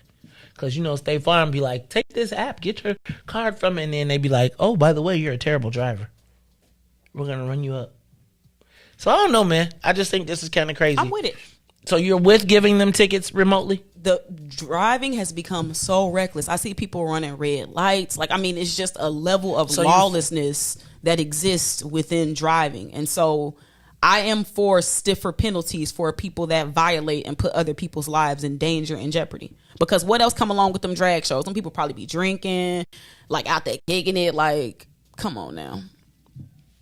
So should we just open up a spot? Like, y'all see, no. The black people need like a place like the white kids have to do that. Because like in the suburbs, like you could go do it on Bluff Road. Like you could go out on Bluff Road. Okay, black people go to Bluff Road then. Don't nobody want black people messing up Bluff Road. What's Bluff Road? They ain't driving all the way out there to go drag race. It take too much gas to go out there. No, they got it. You out there doing donuts. And Yeah, but just because you did it in the near south. You didn't go out to the deep west. You're in the near south area now. Or what do we say that? The in between, the near southish. It's near southish, loopish, near southwestish. Near south. Near south. The Chicago high school. Yeah, y'all high school. Look, Bolingbrook gonna be lasting longer than most of y'all classic high schools. Who you think gonna be the last standing black high school? Like how many do we consider to be left? Shoot, Process not a black high school. Process the home of the maniac Latin disciples, where black people go to become Latin folks. Latin folks. I'm just saying, what classic black high schools still remain? Simeon. Yeah, I was saying probably like Simeon. Julian. Like the West Side kept their schools. South Side though, ain't no South like what? I mean, like Brooks is like what? 20 years old? Like really? Who is besides like Whitney Lindblom? But like what? CVS, but CVS got like 95 students. They're gonna be like the CVS, and I ain't talking about if your school got a military cap. Whose school is still left? Are there still Chicago? Will Chicago high school still mean anything? CVS ain't gonna make it, man. Let me not say CVS is switching. Let's just call it that. It's gonna be CVS, Chicago Vocational Technical School. It's gonna be 4 other schools in that bad boy. Are there any? Will that? This is all part of being a part of New Chicago, where your high school don't mean nothing. People gonna be like, "Where you from?" I'm from Ohio. I went to the Ruthie. I think it's still gonna be defined by. It ain't gonna be your high school by either neighborhood or cardinal direction. West. I'm from near west. Right, but if you got if or you was neighborhood or your neighborhood, who is gonna know if you was here 30 years ago and you said I'm from near south? I'm near South Side. Where do you live? They gonna say that's the South. The South. I'm Central East Side. Huh? Over east. Yeah. Look, y'all gone. Y'all just admit it. Bolingbrook gonna have more status in the city than because our school's gonna be lasting longer. I'm just asking. All right, y'all. It's the Maze Jackson Show. We're gonna take a quick break. When we come back, since wait. So y'all think they should take the cars? They didn't even tell us. Y'all want them to take the cars? David Moore said, "Can you take the motorcycles while you at it too?" No, straight up. And then he said he want the dirt bikes too. Everything. He said he want to get the mini bikes because have you noticed like the kids are now riding the mini bikes? They be riding them like the mini dirt bikes like in Philly. Because you can't ride on the sidewalk no more. So that's the bike. You can't what? You can't ride on the sidewalk no more. So they in the street now. True story. But I do sometimes be seeing a couple of them on the like E-way, Hey man, I see the baby bikes on the E-way. Like I feel like they saw that Meek Mill movie, and the next thing you know, it's like now you drive down the street. Next thing you know, people riding 4-wheelers. It's like whole motorcycle kid gangs. That's what they doing in DC though. What? Those little motorcycle kid gangs, motorcycle. I mean, I thought those were for children, but I see more and more adults on them, like you said. So I seen them after I saw that Meek Mill movie, and I saw like they was like that's their thing. I mean, I ain't mad. I think it's just don't endanger my life. Yeah, but when you doing a wheelie on 290, and everybody got to stop so you could ride down the street. I mean, I know it's cool. Okay, yeah, it's all right though. I would rather take stalled traffic than to be in the middle next to that, like while it's happening. Yeah, I take that. Get out, like, and they all around you. Oh, and that's the worst because it's See, a my car thing versus a motorcycle is gonna probably always be your fault, even no matter what, because they just be, Here go my thing: car versus motorcycle. Here go my thing though with the car versus motorcycle. When people in motorcycles be acting like it's not a car versus a motorcycle, I really do be like, dog, it is a car versus a motorcycle. It's because back in the day, people would have tag to the motorcycle. But nowadays, it's like, Go to the baddest man. Who's having the worst day? And somebody might be having a worse day than you. Oh Lord, have mercy, Jesus! And that is exactly why I do not ride a motorcycle. Although yesterday I saw this girl and she had a 4-seater slingshot. Whoa, that was actually kind of slick. I know her son was in the back, 3 years old. Like, if you don't let me up out this thing, no, because it was like she was trying to race me. And I was like, I'm doing, and then I was doing about 85, and I looked over and I saw the little boy. I was like, he was looking like, this is not fun. I stopped. I mean, they be having the slingshot bike clubs too. I mean, they be out rolling with their music loud. But my thing is, I like the slingshots. No, but this is my thing. But I would be if all y'all got y'all music up that loud, how can any of y'all hear anything? It's not for you to hear. It's not for them to hear. It's for you to hear. But I can't because everybody has theirs up. Like, right, and all the songs are mixing together. It's stupid to me. Some level of stuntery, it just does not make sense to me. And that is one of the ones that is absurd to me. Do you? Okay. But I do like them slingshots though. I do like when I saw that 4-seater, I was like, I was like, Marshall, give me my motorcycle. So I go trade it in and give me a slingshot and have nowhere to park it. Look, y'all, it is the Maze Jackson Show. I'm your host, Maze Jackson. Got my man, DJ Reese the Ruler, as well as Ruthie Moore. When we come back, I want to talk about what's going on in the Ickies, but in the Ickies in the high school in the near South. There's so much going on in the near South area. But Ruthie, just before I was about to jump off on this Harold Icky story, I caught myself because I found out once again, I'd be wondering, how do we extricate the enemy from our issues? Right? Because I was about to jump all into this Harold Ickes thing, and then I scrolled to the bottom of the page, and then I realized that it's the same thing I've been talking to you about before, which is so many times our opposition is in control of our pain and suffering, and they leverage us to be the voice of it. Look, y'all, it's the Maze Jackson Show. And I had a really crazy epiphany about why our seniors are so important to them in these fights, especially over affordable housing, because it's hard for our politicians to deny black seniors because of their loyalty to voting. But if they are the tip of the spear and they're at the end of their lives, after their fight, who gets to assume their victories? Does that make sense? Mm-hmm. All right, so we're going to talk about it. Plus, I'm going to take your calls when we come back. It's the Maze Jackson Show. We'll be back. The Maze Jackson Show. We'll be back after this break. WIIFTBPM. Broken screen? Crash system? Are you in need of spyware or virus removal from your computer?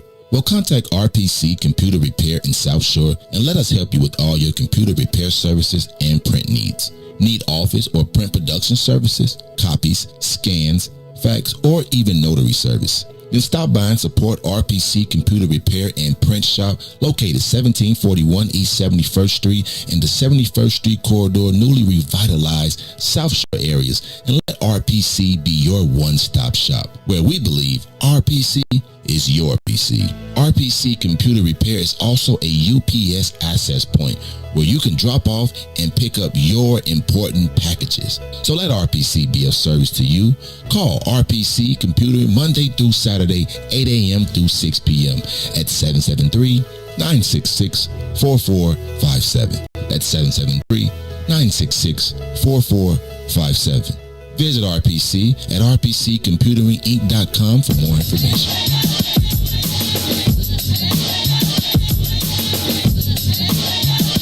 I'm feeling good, y'all. Smiling more every day. Closer to my dreams. Hey, guapole, the food tastes better. I stopped smoking squares. Healing from the inside out, making repairs. I forgave some people. Thanked them for the lessons, cause holding on to it was blocking my blessings. No more stressing. Worry dishonors God, so I just pray, and I'm loving my odds. Mingle with like minds, gravitate where light shines. Graduate, masters, your rhymes ain't like is mine. Big Dank from the west side. This is my best self. Taking vacations, hoping the rest helps. Got a career now, loving what's ahead. My spirit is free from the stuff that I shared. I feel good now, ain't that what life's about? Thank you for new days, something to sing about. Let's do it a new way, more than just talk about. Today's a holiday, that's what it's all about. I feel good now, ain't that what life's about? Thank you for new days, something to sing about. Let's do it a new way, more than just talk about. Today's a holiday, that's what it's all about. I'm feeling so good now, walking on higher ground. Got out the country, visit some new towns, made some new friends, let go of some bad ones. Soon as that took place, everything got fun. My lifestyle going up, opportunities showing up. I'm back where I wanna be, no headaches and throwing up. Reconnect with the homie, it's positive energy, vibes and wavelengths. It's all about frequency. I'm back with my first love, it feel like the first time. I'm back in the studio, this is my first rhyme. I wake up every day, blessed is heavenly. Before I ain't say much, now I got much to say. Raise my credit score, got rid of some past debt. Heard that's attractive, well call me a magnet. Plug into an outlet, living life outright. All on my kid Cudi, focusing day and night. Right? Now ain't that what life's about? Thank you for new days, something to sing about. Let's do it a new way, more than just talk about. Today's a holiday, that's what it's all about. I feel good now, ain't that what life's about? Thank you for new days, something to sing about. Let's do it a new way, more than just talk about. Today's a holiday, that's what it's all about.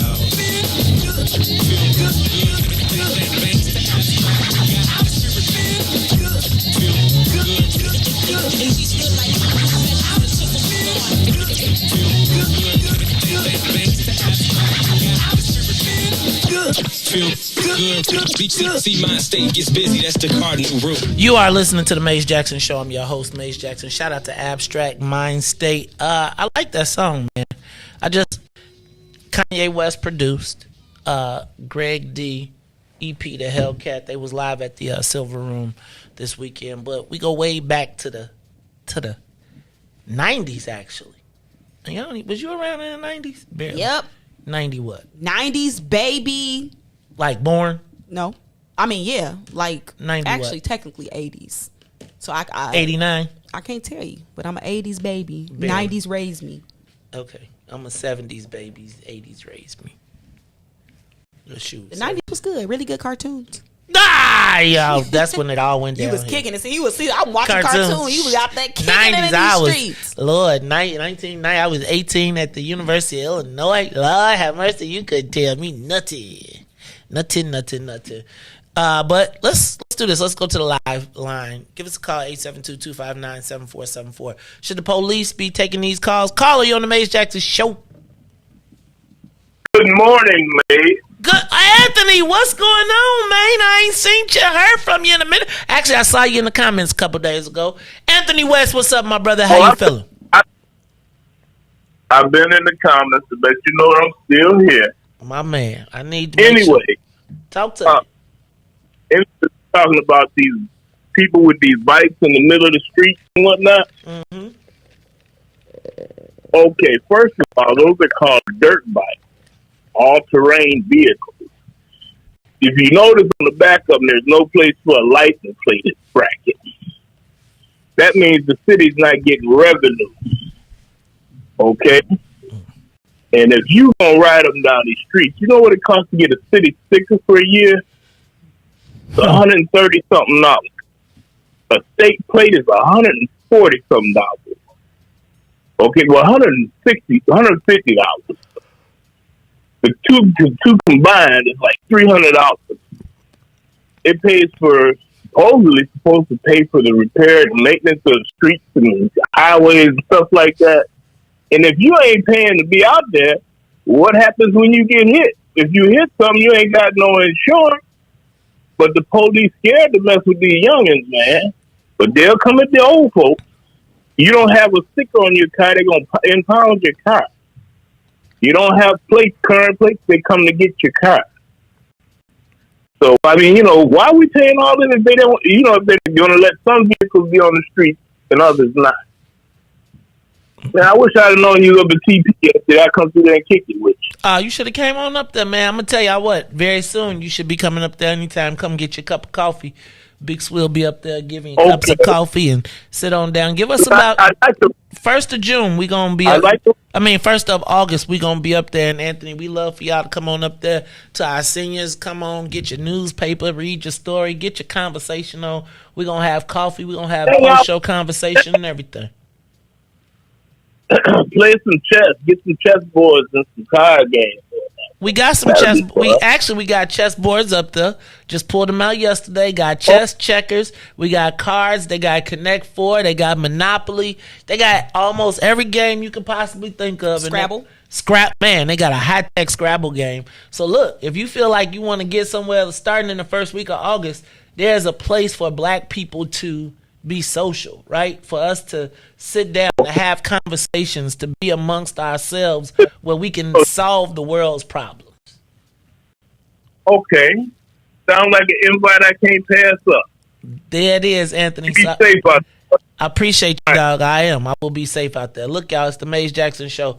I'm your host, Maze Jackson. That's it, Reese on the calls. All right, look, we're going to move on.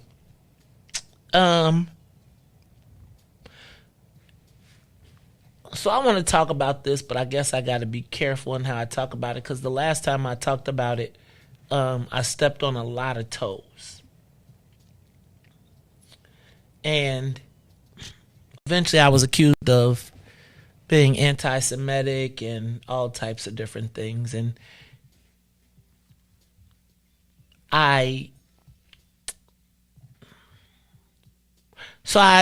one of the things that I've talked to us about,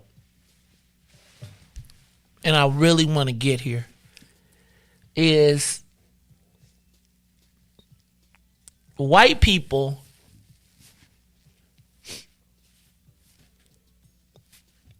managing black pain and suffering for their economic benefit.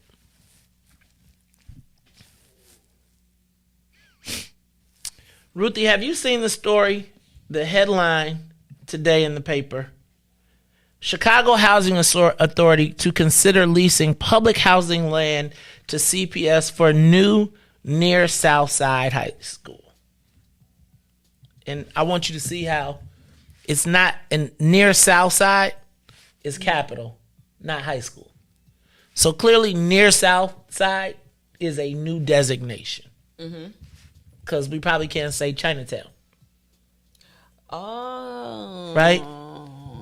Because very shortly, I'm probably, very soon Chinatown's going to be something bad to say for us. Or let me not say it will be bad. It will have a swinging door. Yeah, because I think it'll be fine for tourism. It'll be fine for tourism, but not for me to say at the Chinatown High School. That's interesting. Because like just like a few weeks ago, it was called the Chinatown High School. Yes. That's interesting. Okay. But pay attention, because this is the setup though. Mm-hmm. Also, because now you can call black people racist. So now, as this has been moved to the Near South High School, and I start to refer to it as the Chinatown High School, right? Now you're going to be able to pivot the conversation to me and race and anti-Asian hate in the conversation, so that you take the leverage away from us as black people, right? So now if I'm referring to it in the universe of how we initially, sort of like how Maxwell Street was, right? Mm. Now, I then, in the effort to win an argument with you, change the language so that the language that you use now makes you appear in the new people of color BIPOC world as a racist. And now you can call black people racist for stepping up for their own self-interest. Remember, I told y'all we was going down the slippery slope when we let Democrats start to call black people racist and all types of stuff and start using these racial tactics. So be clear. CHA to consider leasing public housing land to CPS for new near Southside High School. Now, if I start to talk about the Chinatown High School, guess what I am now? A racist. As a black man speaking up on my self-interest, although the high schools that were designated for black people in that zone are not good enough for the attendees of the new near South High School. Phillips. Right. Or King, or any number of high schools. They would rather go to Armour Square the other way than be in our school.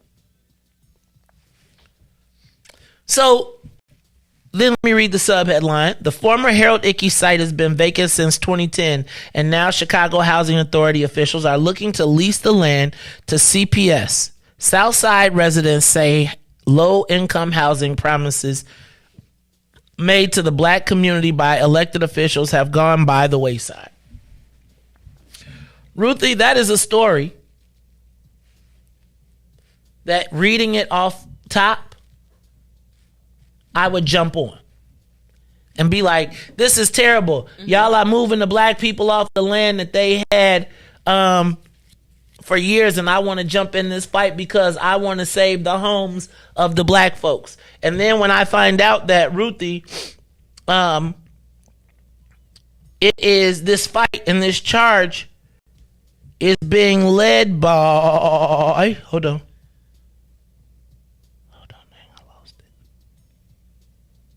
when I find out that this charge is being led by the Eugenia Burns Hope Center, right? I automatically think, well, first of all, I didn't know who Eugenia Burns was. Did you know who Eugenia Burns was? Mm-mm. So Eugenia Burns was born in St. Louis, Missouri, February 19th, 1871. Her parents were Louisa and M. Bertha and Ferdinand Burns. Her father was a carpenter. She was the youngest of 7 children. Her father died suddenly, caused her family to move to Chicago.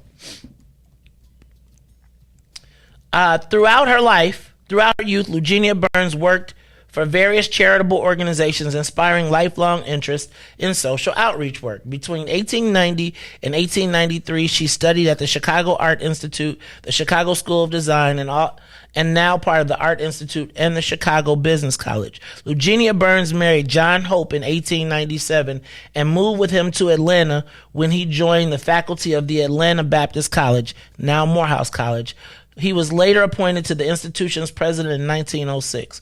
With the help of Morehouse College, she surveyed local area residents about the needs for community development projects, which eventually led to the college providing daycare, kindergarten, and recreational programs. Her community involvement led her in 1908 to create the Neighborhood Union, the first women-led social welfare agency for African Americans in Atlanta, which provided medical, recreational, employment, and educational services, and became known for its community building and race and gender activism. Hope served as head of its board of managers until 1936. Sounds like an aspirational black woman, right? Mm-hmm. Somebody that we should be proud of. So when I connect so then I say, well, because I didn't know who Eugenia Burns was. And then I say, so this charge is being led by the Eugenia Burns Hope Center. So then, Ruthie, I go to the Eugenia Burns Hope Center website. And I go home and it says Hope Center updates, Abla Homes actions need to be taken. And what I see immediately when I look at the picture is a black woman in a wheelchair being pushed by what looks like a Caucasian man. Mm-hmm. Right? So you know that obviously makes me look at the pictures. Then I start to scroll and I look at the Mercy Hospital fight, right? And I see all black people in the pictures with the kind of the laid out signs, not like homemade, but the professionally made signs. And I usually, when I look at the professionally made signs, I usually say there's more to this than just a local group, right? Like when I see like the whole signs. So then I scroll down and I say, well, what are they involved in? And then they say the LSC empowerment bill. So I said, that's my girl, Ruthie. We got to get her involved. And then I look up and I say, who sponsored it? Because I look at all these black people, right? Then I scroll down to see who sponsored it. And this bill was sponsored by Cristina Pachion Zayas and Rep. Jaime Andrade and created for LSCs for All Coalition. So I say, it's interesting. Did they advocate? Did the Latino community come over to the black folks to advocate for them and their LSCs? I was just curious as to do. So then I go and I look down and I scroll down some more and I see rent control, right? So I say the rent control bill officially passed out of the Housing Committee, the Lift the Ban Coalition. I'm curious to what the Lift the Ban Coalition is. Worked diligently with chief sponsor Will Gazzardi and other allies. Then I start seeing code language. Will Gazzardi and other allies to accomplish this. This bill has until April 23rd to pass. Our executive director, Roderick Wilson, quoted in the Chicago Sun-Times, in these trying times, our state legislators should give municipalities every tool that's possible to stabilize and protect Illinois residents. Well, my question is, I noticed that with all these black people, I don't see no black legislators anywhere in here. Then I keep scrolling down, and I see pictures of black people, but I don't tend to see the black people, right? Like, I don't see the team up with the black legislators to do all of this, or the black people in the game. So then I start to keep scrolling, and then when I look at the people that have, who they have been teamed up with, they oftentimes have found themselves in the white liberal category that find themselves oppositional to our self-interest, or the white folks that know what's good for black folks. Then, Ruthie, I go to Center Info and About Us. And what do I scroll to the bottom? Oh, hold on. Did they take it? Uh-oh. They don't tell me they done changed it up before I got here. I'm going to fight if they did. Because I went to the About Us. Okay, wait a minute. Hold on. If this website just changed on me while we were sitting up here, I'm about to trip all the way out. Because Ruthie, are you kidding me? About Us. Ruthie, I'm about to tell you this page has changed this morning. Oh, no. No, it didn't. Let me get it. Hold on. So then I go to look at the current campaigns. I'm sorry. I go to the programs and I look at the current campaigns. And so I see LSCs for All. I see Lift the Ban campaign, the Bronzeville Clergy Caucus, Housing Bronzeville Seniors on the Move, Civic Education and Engagement, and lo and behold, the last line, Chicago Housing Initiative. Remember them? CHI, remember those are the people that wrote remember when I told you about these battles? Remember I got into the big old hullabaloo, and that's where the newspaper, the big BGA article came from, right? And remember when I told you about that whole situation and how the fight was not about affordable housing. The fight was who was going to control affordable housing. Yep. Right? And I told you that the organization that really controlled that, remember, and then they accused me of anti-Semitism and a whole bunch of other stuff. But once again, at this organization, and I think the name has changed, right? But the Chicago Housing Initiative is now coordinating our black efforts, utilizing black seniors. And respect to Rod Wilson. I got to give Rod respect. We went to U of I together, right? And so I understand and I know his job as the black guy there. And he genuinely cares about black folks. But I also recognize that they use our pain and suffering to advance their causes. So then this is also the group that I told you about. Remember when I said how our groups get organized by white folks? by t-shirt color. So then they say, you want to be a member? So I went to see, what does it take to be a member? You need a name, address, you need to pay $10, and then guess what they ask you in the questions, Ruthie? What's your t-shirt size?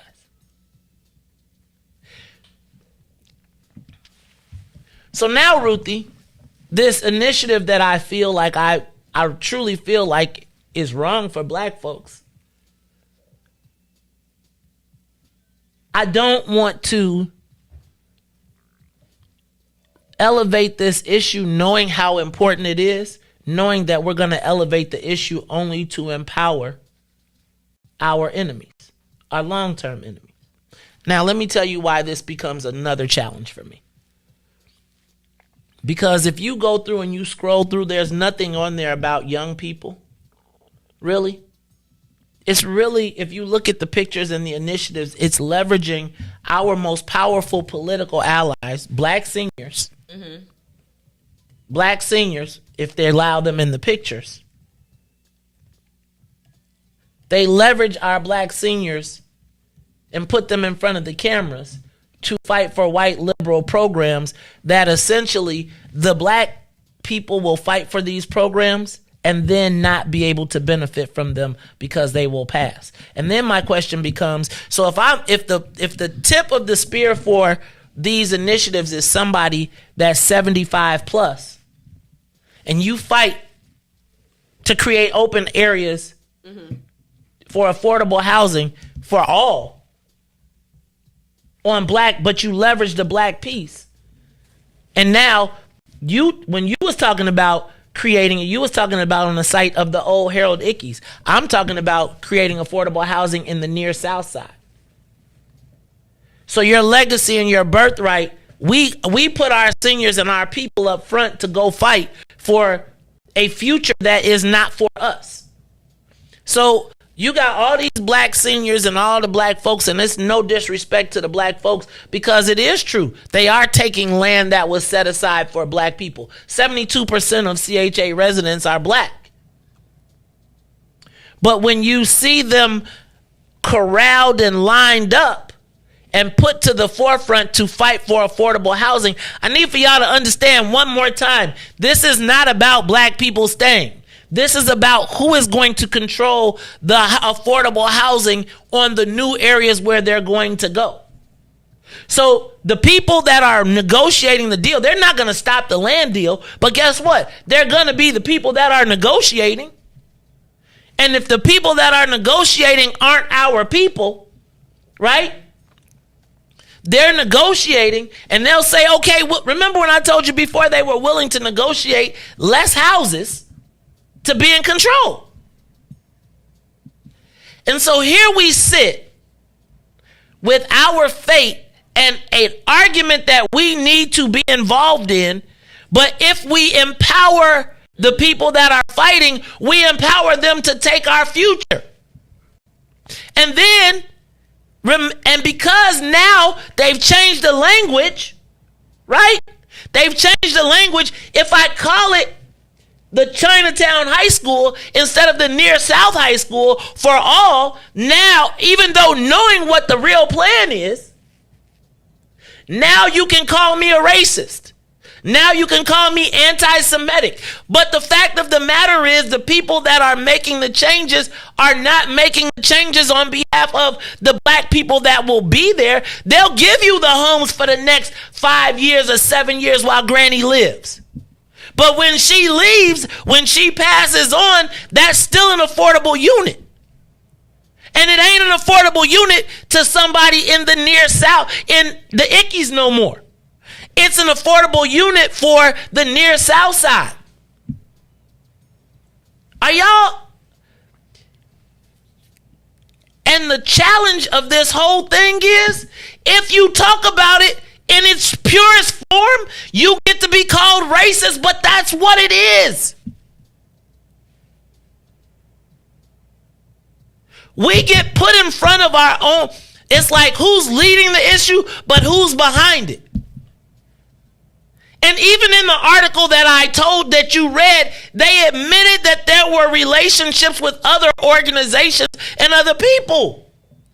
who have traditionally had these relationships. Who owns the affordable housing in Chicago? Understand right now there is a fight to control the new land. Y'all remember that the 78? All of that land, them 25 acres by the bridge? That's what this fight is starting about. Because guess what? If the affordable housing, and it's 20%, Ruthie, if I told you that you get to control 20% of all the new housing that is being built in this location, think about that. 20% of 10,000 units, you get to control 2,000.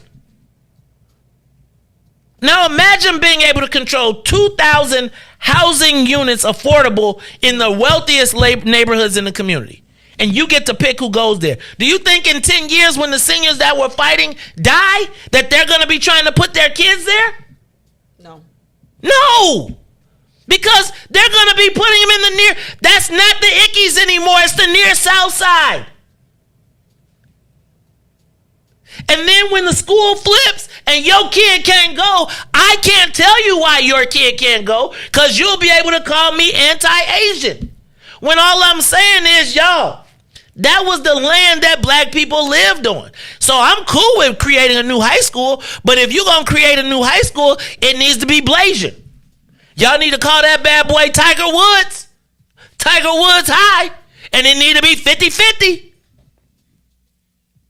But you can't tell me that the Black Kids Gate, that DuSable is there, Dunbar is there, Hershey, all of these schools are in the vicinity. None of them are good enough for new students, near South students, but our kids got to go there. And if I tell you the real truth, you're going to be able to come, because again,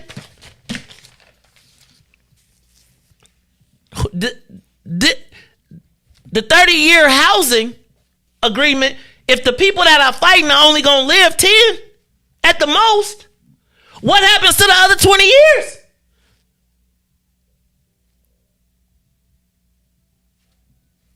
I'm sorry. Did I mess up?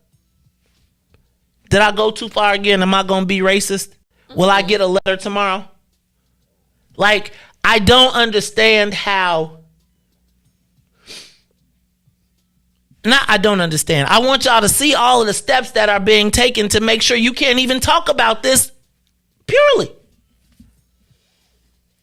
Near South, look at that article. Near South Heights. When have you heard Chicago referred to anything as the near South? Until they needed to be able to make this school. I looked it up, and it got a Wikipedia page. What, near South? Mm-hmm. How old is it? It seems like people been calling it that since the South Loop kind of became a thing. Because they probably wanted to make their property values go up. Have black people been calling it the near South? No, I've never heard of that. I've never heard of it officially called as the near South. And I would say that is a tool of a developer to say, look, I'm going to create value in this neighborhood. Because the closer proximity to downtown, right, the better you do. Well, until now. So, I guess maybe I'm crazy. I be the crazy one all the time. Then I'm going to talk about this next one because I'm about tired of white folks calling me up trying to use our pain and suffering to their advantage. Did y'all know that? Can I ask a question? Because I'm going to talk about this in a minute. I saw this story in the paper. Is anybody black here ever heard of redlining? Mm-hmm. Did we just discover this? Or did we know that this is the deal? Have we known that redlining existed? We know. So why is it news when white folks find out that they've been racist?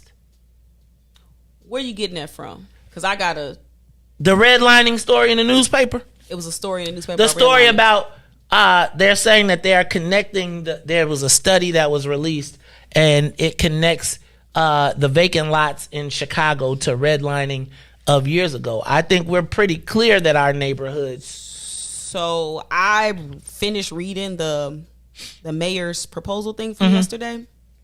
And the first few pages of it are talking about like the history of Chicago, but it's specifically talking about like redlining and, how segregation created the current conditions.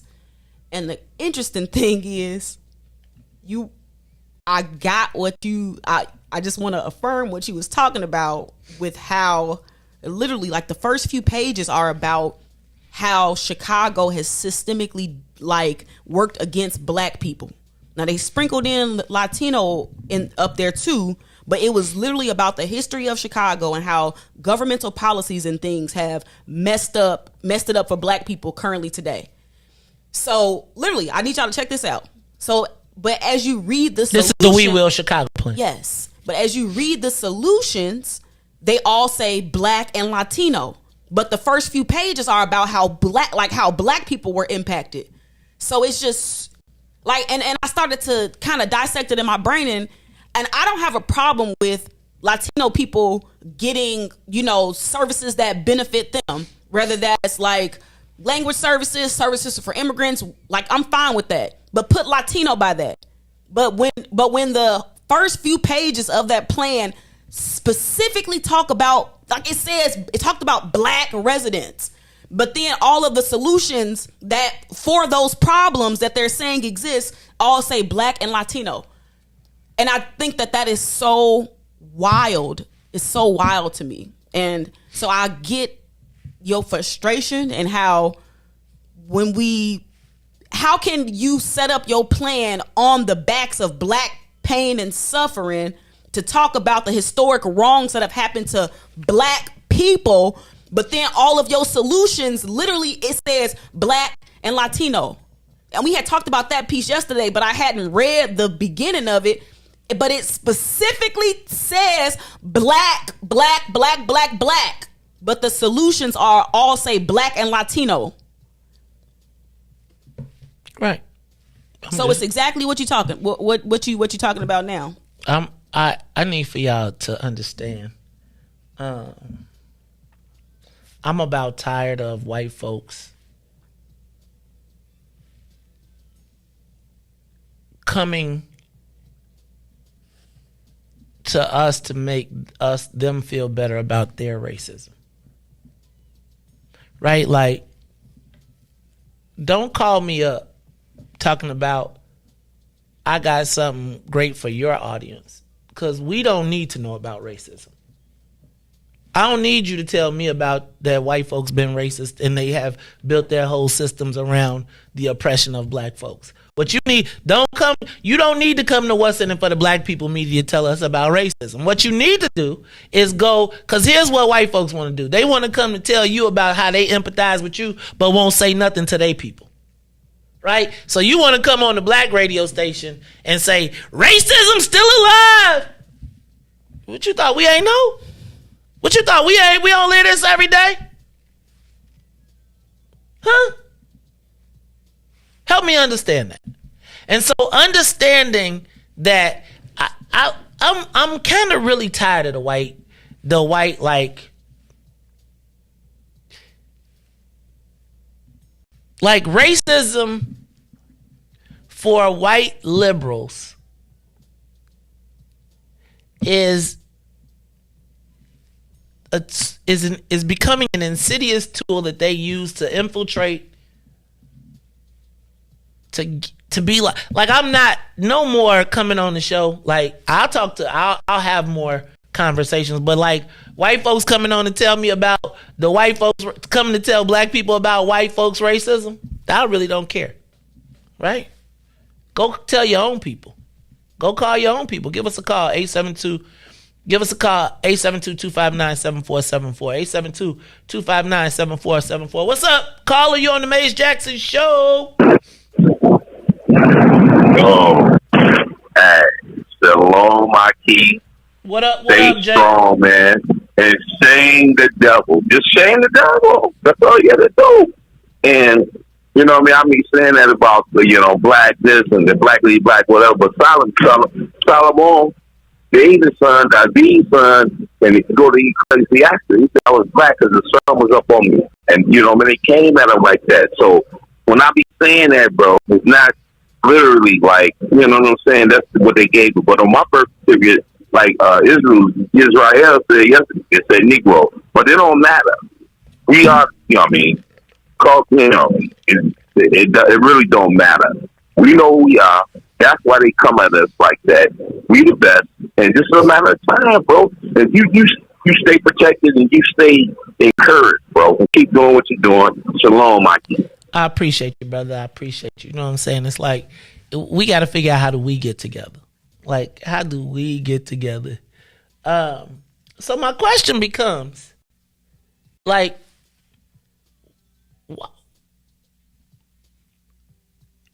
why is this a front page news story? Why is redlining in Chicago a front page news story? Because of the leverage that it can provide. And so that's what I want to talk about when we come back. Give us a call, 872-259-7474. Like, I don't know how I feel about white folks coming on black stations talking about oppression, but they don't go to white stations talking to. Do they go to the banks? Do they talk to the people that's right? Like, how you gonna come to what's in it for the black people? How you gonna come to WVON? Come to tell black people, hey, did y'all know that we spent? No, we know. Do the people that you talk to every day, do the people that you eat dinner with know? Give us a call, 872-259-7474. I am black media outlets, in my estimation, are not tools. This outlet will not be a tool for white electioneering.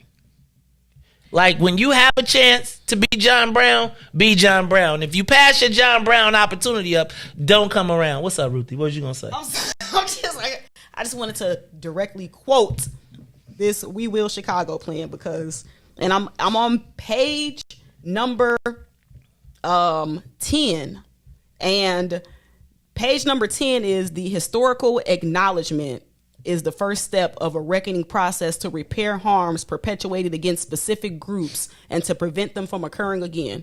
So the first page talk about the Native Americans, right? How we on Native American land.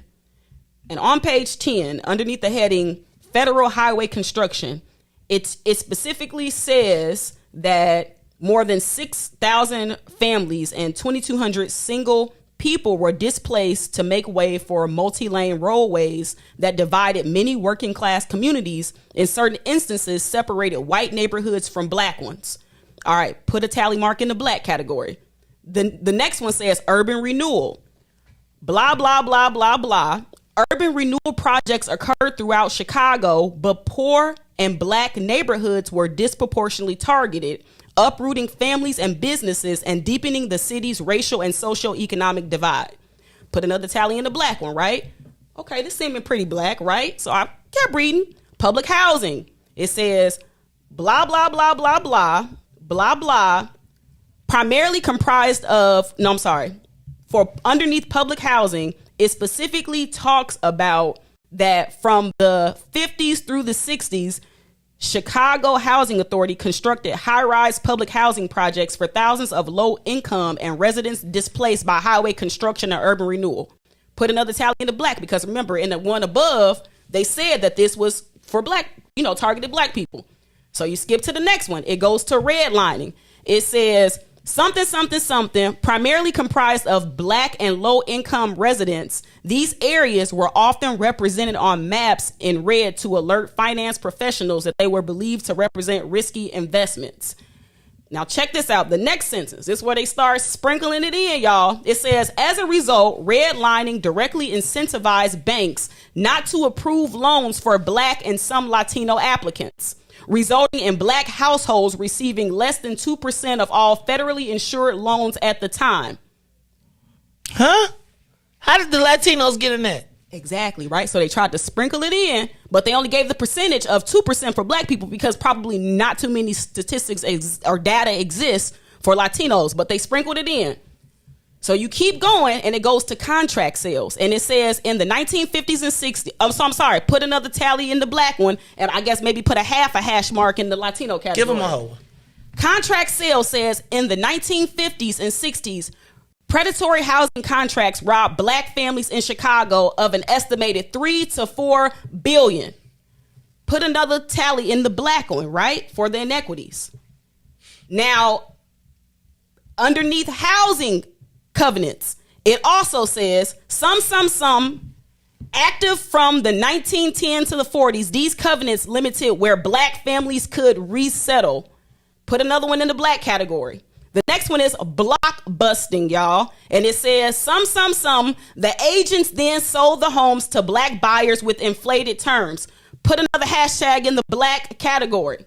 Underneath vacant lots, it says the city's demolition of thousands of abandoned vacant homes has left many West and South Side residents pockmarked with overgrown lots. All right, I'm going to put another one in the black, and I get a Latinos one for that. Now, school closures. This is like this is the last one. It says schools closures. 88% of students impacted by the closings were black. Right? Put another one in the black category. Now, as we continue on with these, I want y'all to see the pattern. But when we get to the solutions, it all says black and Latino. It does, none of the solutions specifically are for black people. And that is a huge, huge issue. Because if you gonna set this whole plan up based on the historical inequities that happen to black people, you giving me the data, the maps that says it specifically happened to black people. Why aren't the solutions also specifically for black people? And that's the problem with the whole people of color thing, is it historically erases the solutions that are needed to these problems that only impacted us. And it's disgusting. And then it becomes the near South Side. And then there goes your school. And there goes your land, and there goes your right to return back to what is now the most premium land in the city of Chicago. And what somebody wants to do is call me and say, hey, did you know that we have been systemically oppressing you for the last, since y'all been here? And I would like to come talk to you. I don't know that white folks get to come talk to me about their oppression with that. And here goes, like, so the solution presented, now that's, we're talking two different stories, because I really believe that the second story is to become a political story to counteract this We Will Chicago plan. But Ruthie, somebody wanted to come talk to me about this because they had a plan, but none of the plan had anything to do with returning the land to the people that were systemically played by it. So like the white solution is, let me tell you what's good, but don't give me, you just saw $3 billion.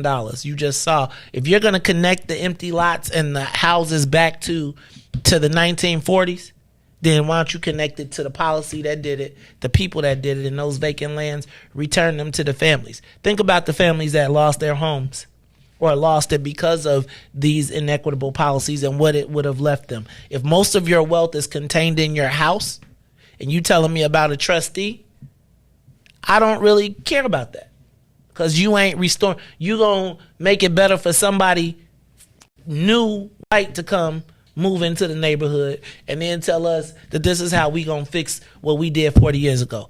If you ain't talking about this on WBBM AM, if you ain't calling up all the white stations, if I don't see nothing where you telling the economic club, if you ain't addressing the banks, if you're not addressing, don't come to me to tell me what y'all been doing. It's like when somebody call you to tell you what they people doing. Don't call me. That's y'all. White people will have you. They'll tell you they in the fight with you all day long. They'll fight your people, but will they fight their own people? Right? Like, Ruthie, come on, let's get in and let's fight. Okay. As long as it ain't my people. Because I still got to go be cool with them when I'm not being with you with the black stuff. Right? I'm through with the tools. Like, how you gonna? No, don't play me. You perfect for me. No, you ain't perfect for me. Let's take a quick break, Reese, because I know we didn't take a break at 8:00, did we? Man, Reese, what kind of show director are you, man? You ain't taking nothing. Look, let's take a quick break. The Maze Jackson show. All right, well, let's do a top of the hour, and then we'll be back by 8:30, and we'll close it out. It's the Maze Jackson show. The Maze Jackson show. We'll be back after this break. WIFTBPM.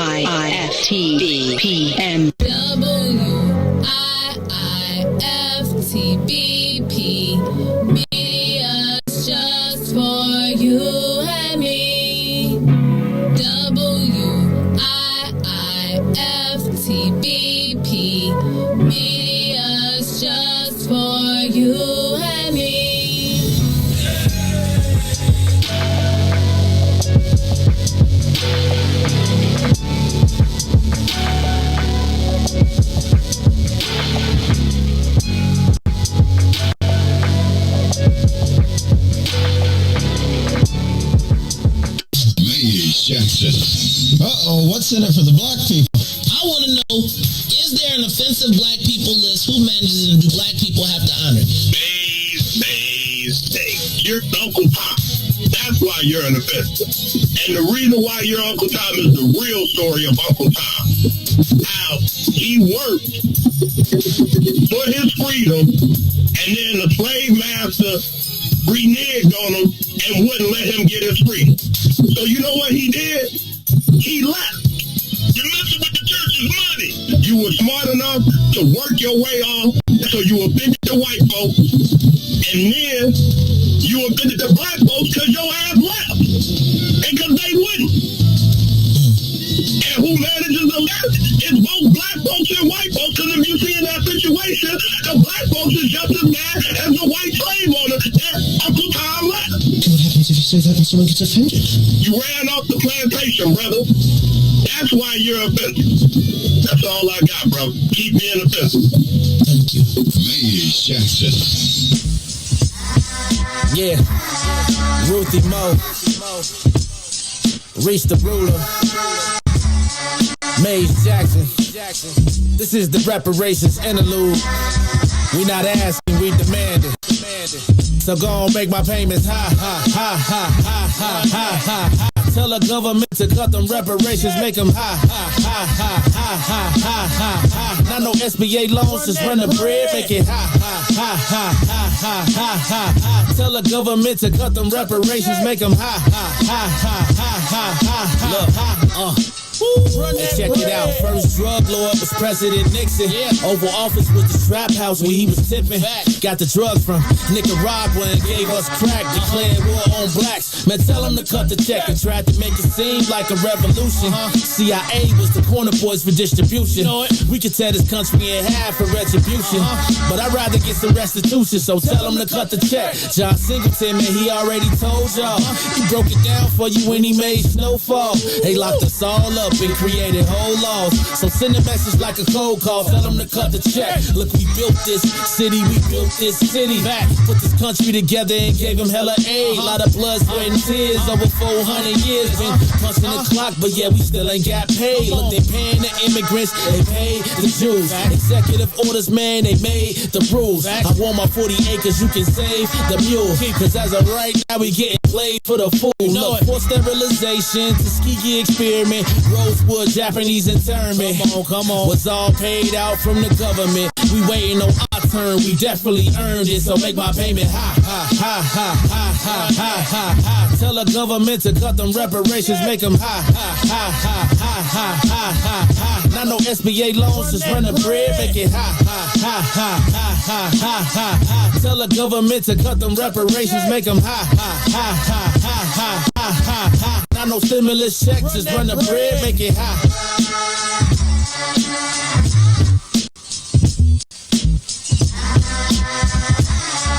Yeah, Ruthie Mo, Reese the ruler, Maze Jackson. This is the reparations interlude. We not asking, we demanding.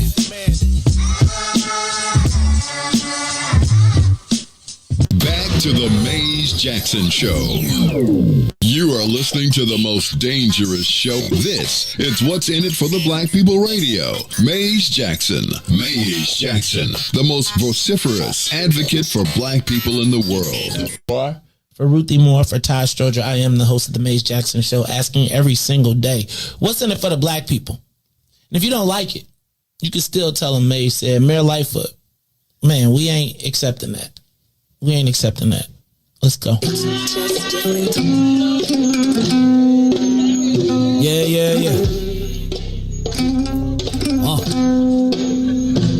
Let's get down to business and go ahead and address the facts, man. Lightfoot seems more lesbian than black. Rahm Emanuel's another case. He was just as tired. 50 closed schools left much to be desired. Police had Anjanette naked on that body cam. They suppressed the footage so it couldn't touch a lot of hands. Reminds me of that 16 shots in that cover-up. Both of them similar, so I went and dug it up. George Floyd killed, a lot of riots happened in the town. Southside burned and wouldn't let them bridges down. Grandmother sick, need a prescription and plus a couple groceries. You gon' have to travel just to get it now. COVID-19 out here shutting all the business down. Not enough SBA loans to even give around. So many failed businesses that you can put them in the pile. If you don't survive the pandemic, it's gon' sit you down. Sing, dance, play ball, entertain, and crack jokes. Government infested black neighborhoods with crack smoke. System that milked us so bad, we got lactose. Still trying to find out what's in it for us black folks. We sing, dance, play ball, entertain, and crack jokes. Government infested black neighborhoods with crack smoke. System that milked us so bad, we got lactose. Still trying to find out what's in it for us black folks. Shout out to Willie Wilson, hope one day you get to send it. We need some different players in the game to handle business. Too many shady characters like Madigan and Blago. But when you really break it down, typical Chicago. City full of gangsters, it's what the land was built on. Same streets with hood legends, DNA get spilled on. Carjackers out here lurking, trying to get they steel on. Looking for a block to put them Hellcat wheels on. Let us give bogus appraisals a red line. Car crackers out here getting minimal fair time. And up the seal carry, I stay with the pipe. But Illinois gun laws giving minimal rights.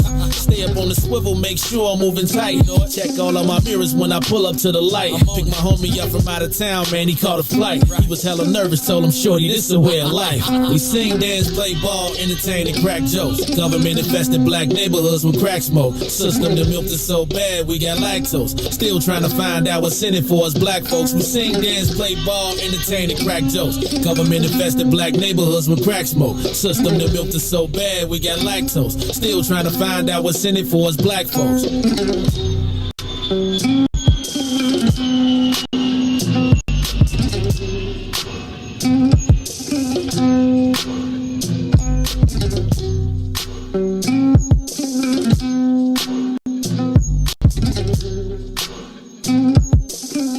Wake up, Chicago! Wake up, world. Reese got the whole show off. Got me doing 8 o'clock at 8:30. I don't even know what he be on. Maybe I overslept today. Maybe I got the show off. No, I'm just playing. Y'all, it's the Maze Jackson show. I'm your host, Maze Jackson. We growing again. You see, we got the trolls all over the world. It's okay, though. Auntie Neil, whack them. Auntie Neil be whacking them, molding them. But anyway, it's the Maze Jackson show. I'm your host, Maze Jackson. I don't know if y'all saw. Did y'all see the story in the paper about Barbara Jean Wright courts? Alderman Jason Irvin was protesting the redevelopment of the Barbara Jean Wright courts because there was no black finance in the bond deal. Do you know where Barbara Jean Wright courts? Mm-mm. Barbara Jean Wright courts are, it's like Aberdeen, like 15th and Aberdeen. You know where the old Hill Street Blues, like you got to go down, it's like Morgan. Yeah, it's like 15th and Aberdeen, 14th and Aberdeen. It's like it's like that whole area is being changed. And it's like a black, like townhome sort of, not project, like affordable housing community. Mm-hmm. I used to live right across the street from it. It was really cool. It was like the neighborhood was gentrifying, and it was like, you know how the middle class black people who live in affordable housing, but like the townhouses, and it's like, it was like a nice, it was not like, they had their issues, but it was really a nice community. Well, apparently they got funding to to knock it down and to rebuild it, but there was no black people included in the funding. So Alderman Irvin stepped up and spoke up about the fact that there was no funding. And Ruthie, it got me to thinking again, like, where is our black wealth created? Like, any black finance people? What level? That's doing bond deals with the city. Mm-mm.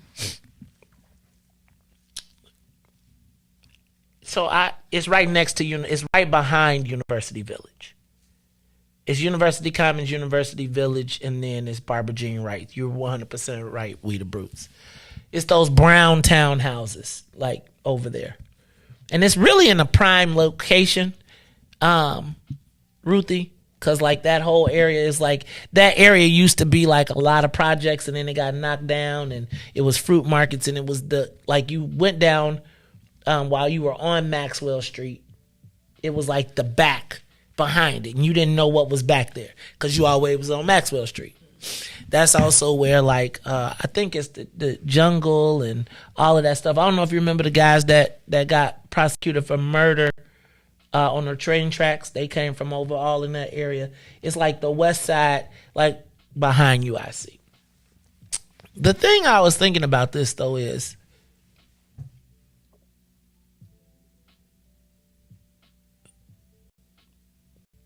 that wealth doesn't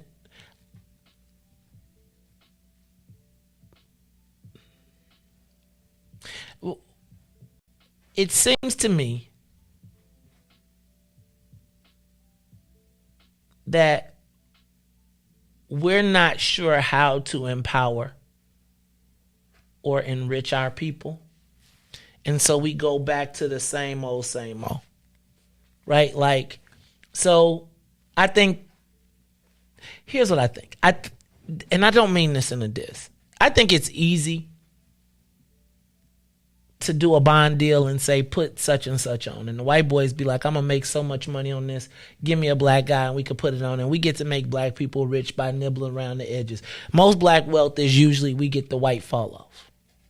Right? No trip. It's so much fall off that in the spaces of bond work and places like that, our wealthy people have figured out a way to be black wealthy, to leverage white folks into wealth. And some of them have done very, very, very well. But who is the new wealth? Who are the people that are putting back in, right? That have a reason to invest because they're not looking to take it out. They're not trying to recoup their investment. They're trying to grow it. And so I look at, I really do feel like it was a sense of pride to put black people on bond deals. But I don't know that we've seen that work out. Right? Like, I think even when you talk to black elected officials who will fight to put somebody black on a bond deal, can you tell me how that plays out in your ward or in your community? Right? Like, and then here's the funny thing about what the bond people did. They insulated themselves from the community and from you politically. So you fight for a person to get a bond deal, but they cannot support you politically. So like our wealthiest people are banned from helping us politically. And then, so now, but then that becomes the answer to what's in it for the black people. But honestly, when is the last time you've seen that? That's that whole trickle down thing you was talking about. Right? Like, I got much love for all of our wealthy bond traders, all 3-4 of them. Out of how many? Like dozens? Or infinite number. It's a lot. People come in from out of state. Like every major project has a bond deal and somebody's financing it. Like they don't just write a check for the road. So every road build, everything, there's a bond deal. And that bond, getting a black person on the bond deal is a big win, right? Because you can show big numbers. So when I show you that we do 7% or 20% of business with the city, and I can show it to you with bond work, you got to realize how many people that cuts out. Right? Like, because if you got one person that's eating a lot, then it looks like it's more people, but really it's just like one or two people. Is that what you're saying? Right. So here's what. So I can give. So if I put 3 black people on every major bond deal that happens in the city, right? Let's say Rogers. Let's say John Rogers. Let's say Loop Cap. Let's say Ariel Loop, and then let's say Les Coney. Right, those are really the 3 big black dudes that are going to get on a bond deal. If it's a bond deal that's happening, and remember the city has a 50 billion, or is it a 12? No, it's like a $13 billion budget. So all of our projects get financed every year. So if the same 3 people eat off of that $20 billion, and you can say that guy got $200 million worth of work from us. So you can say we gave $1 billion worth of work away to bond deals, but that can't help us politically because they can't make political contributions. So we can't use them to help us finance the world, finance a campaign, or keep our people safe, right? So they get to get the big deal and then walk away and say, oh, I can't help you, right? Then you have,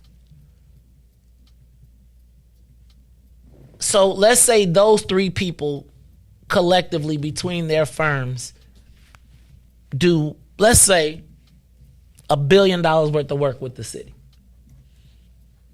But they only got 20 employees. And of those 20 employees, that $1 billion worth of work is really being handled by 4 people, 5 people. But when you go to the table, you get to say, well, we did $1 billion in business with the city. Right? But how much of that wealth actually translates? And so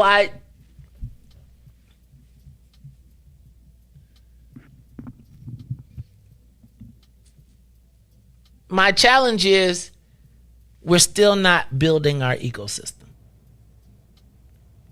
Like, I still feel like we fight in reverse. We fight for what's left over instead of saying there are places, like, again, I'll go back to who are the black city lobbyists. So if white people can have as good of advantage with black elected officials as black people, well, the white companies ain't gonna hire black people. Because they're going to hire the guy that they feel comfortable with. And if he can just walk into your office and sit down and be cool with you and have as much influence as a black lobbyist, there's no need for anybody to hire a black lobbyist. If I can say, well, I gave $1 billion to the airport, then I can use that to say I don't got to do nothing else. I can take you out of concessions. Like the average person isn't, the opportunity to create wealth is oftentimes not in the largest, how do I say this? And quite frankly, what happens in a lot of cases is the big black companies, once they get to that level, either the white companies have a black guy that can go in and all the black people wind up fighting for the black guy who's working for a firm because we don't have people there, or the black people work to help somebody who really has no real track record of return on investment, but they have a lot of trinkets that you can partake in. But instead of being in a position where you gotta be grateful that the person that you made millions of dollars considers you, why not make your own people?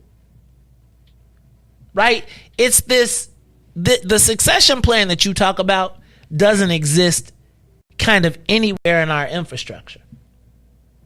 So we're going to start all over again. Like, who is the legacy wealth that we can depend on? I was just thinking, like, this last election cycle, Ruthie.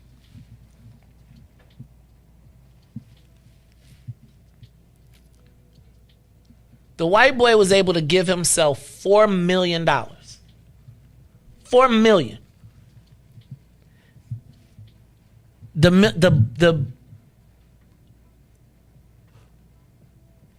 When do we ever compete with that?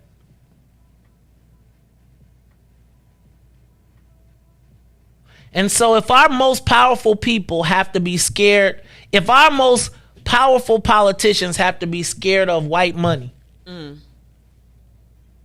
then we never really win.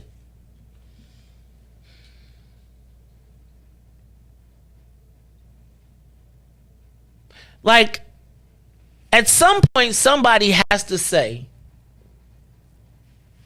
we got to build a war chest. We have to be prepared to go to, like, can I tell you something?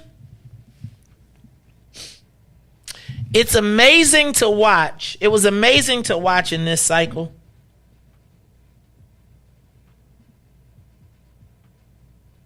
When the Latinos decided that they needed to mount up what they were able to do and what we were able to do with black folks.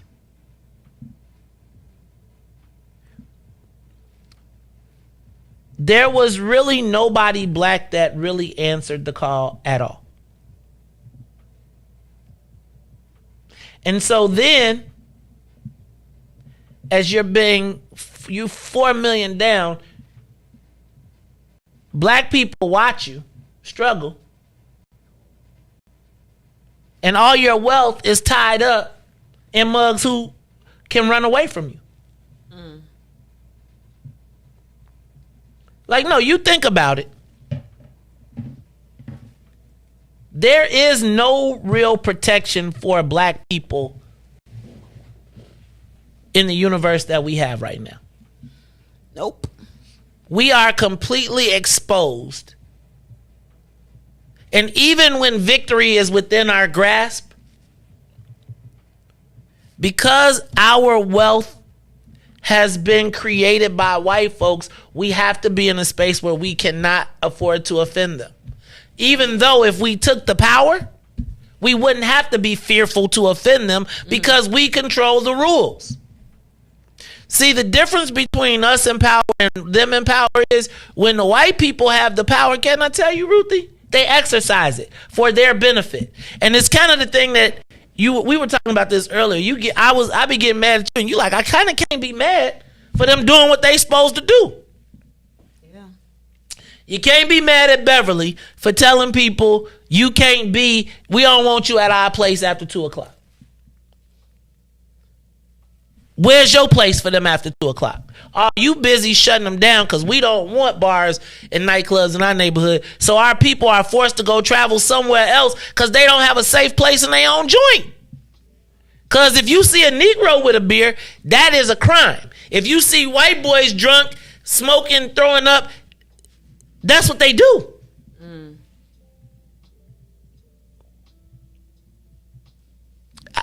I gotta ask you, when you look around, and I keep talking about our advances, like y'all, we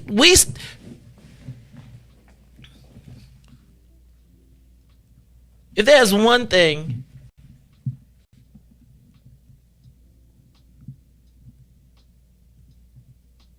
I learned a bunch this time.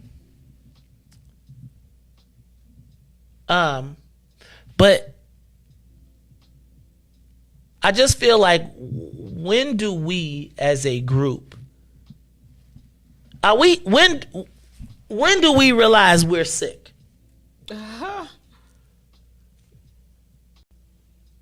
Like, when do we realize that, like, yo, this is not the way it's supposed to be? It will require sacrifice on somebody's part. Ruthie, this redlining story is pissing me off. It's pissing me off because it's on the front page of all the people, because now all the white folks are now all of a sudden imaginarily concerned about what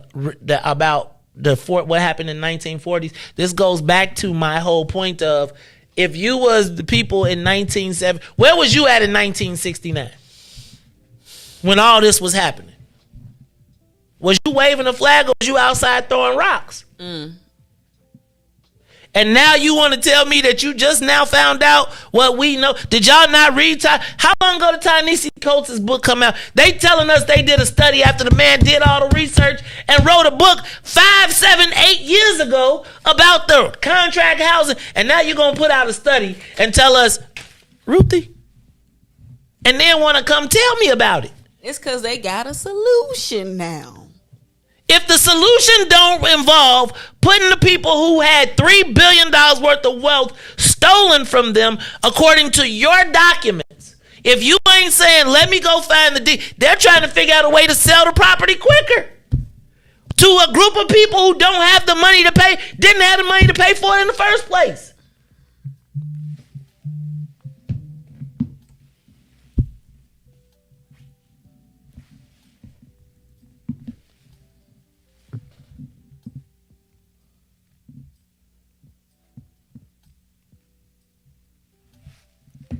Help me understand that.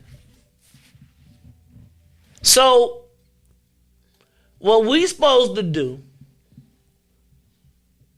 is be excited that you discovered racism and you want to come tell us about it. I'm just going to tell you, I'm not doing it.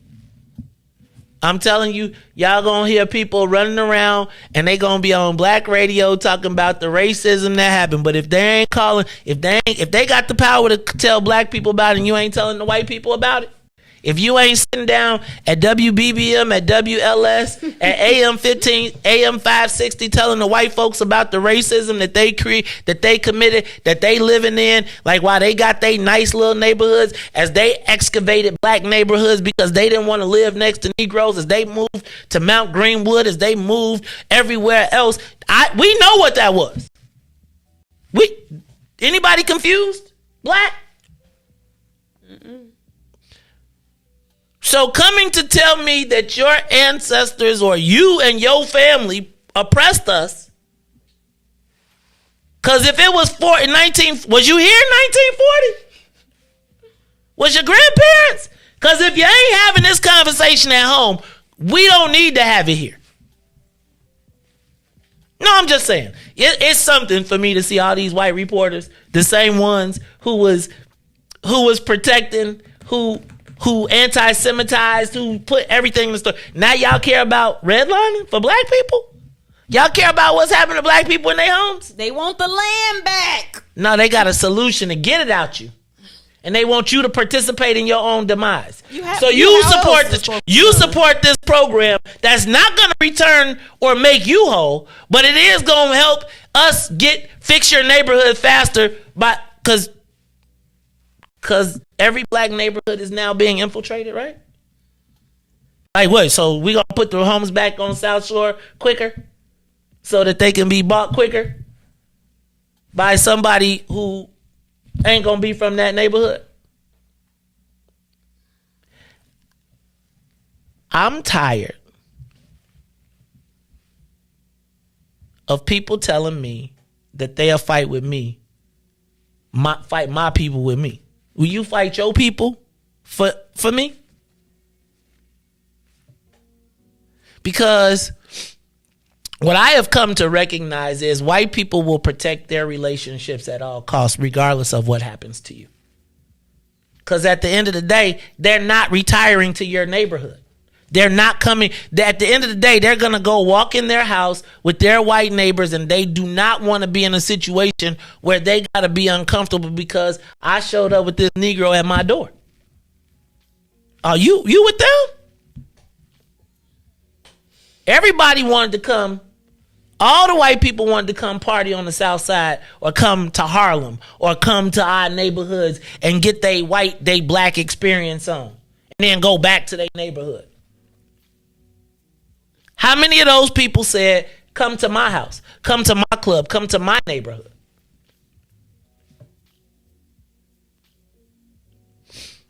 I just think we gotta, if there is anything that I have learned, and I said this before, when people gotta make a choice, right? Black folks will choose white folks. White folks ain't never choosing black folks. That's not happening.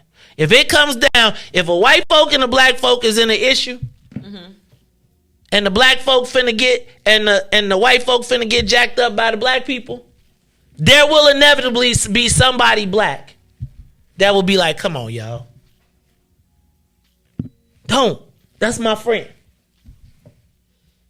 If you are white, if you are black and the white folks, the white people will be like, oh, they're not. Like you not gonna hold your people accountable. They only got one thing on their mind. One thing, huh? Didn't we help everybody? It's funny because they get to move in and out. They can separate from you when they need to, but be with you when they not. Like they with you when you on your neighbor, but when they need to separate, they could be like, I don't know what's wrong with him. Ain't that your man's though? That's your man's. Because I don't know.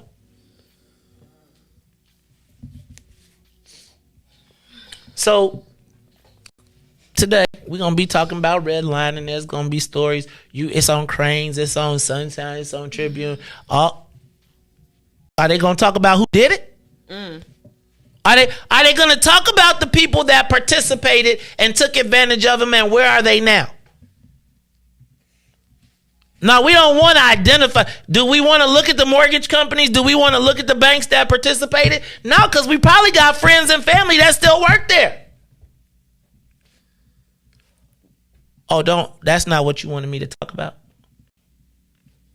So my question is, so in this study, did they identify the people who benefited?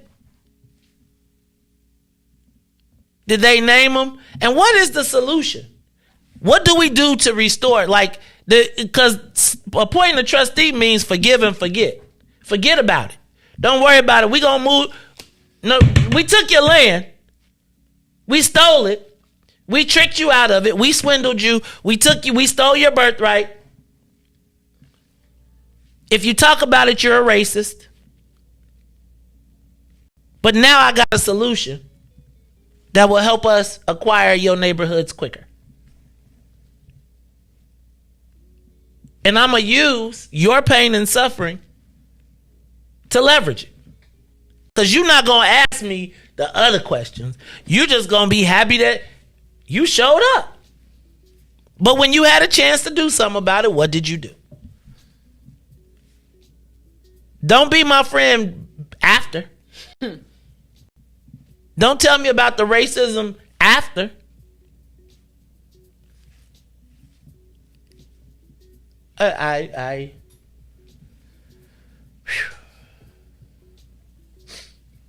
Yeah. I just think it's kind of crazy to me. Ruthie. Racism in Chicago is a front page story. That's old Chicago. Was you there part of old Chicago? What role did you play in it? See? It's all good when everybody's smiling. But when the Negroes start to counting and reading, then everybody got a question. I'm counting and I'm reading. Tell me. Will anybody ever ask who were the people who did the redlining?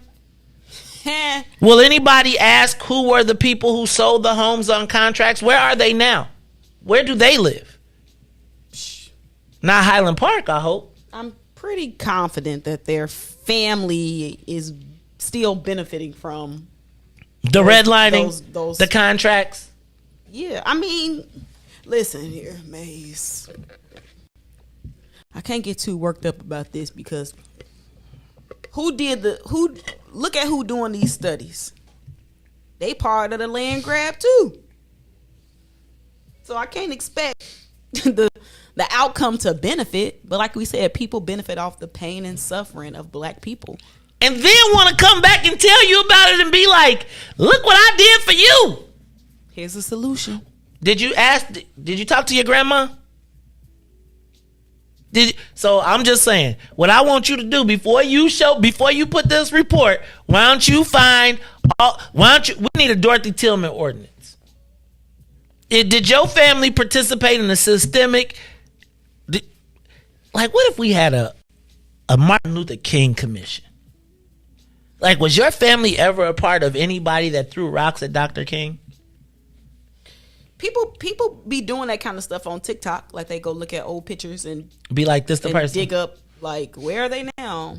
I would be curious to know how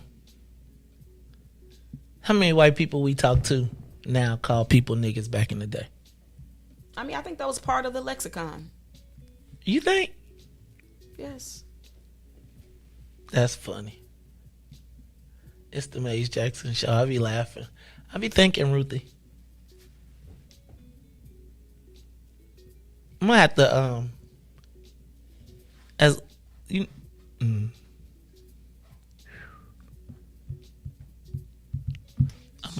what? I was just gonna say something totally off. Totally off, like what? So if anybody wants a good read, like I went down the rabbit hole. How you be doing a rabbit hole on my show? Cause I'm just talking about stuff, but so check out the Chicago Board of Education's website. Underneath meetings. It's June 22nd, 2022. Look at the written comments. Read the written comments. And it's just so telling. Can you text that to me? Text me the link. Oh. I mean, it's just so telling to read why the parents want the school in Chinatown. Like, why the people want the school in Chinatown. But the thing you got to do to make it easier is just search the word China. And look at all the comments that mention Chinatown. Look up the comments that mention the word black. And you'll see, it'll just give you a really good snapshot into the mindset of people who took the time to submit a comment, so pretty actively engaged.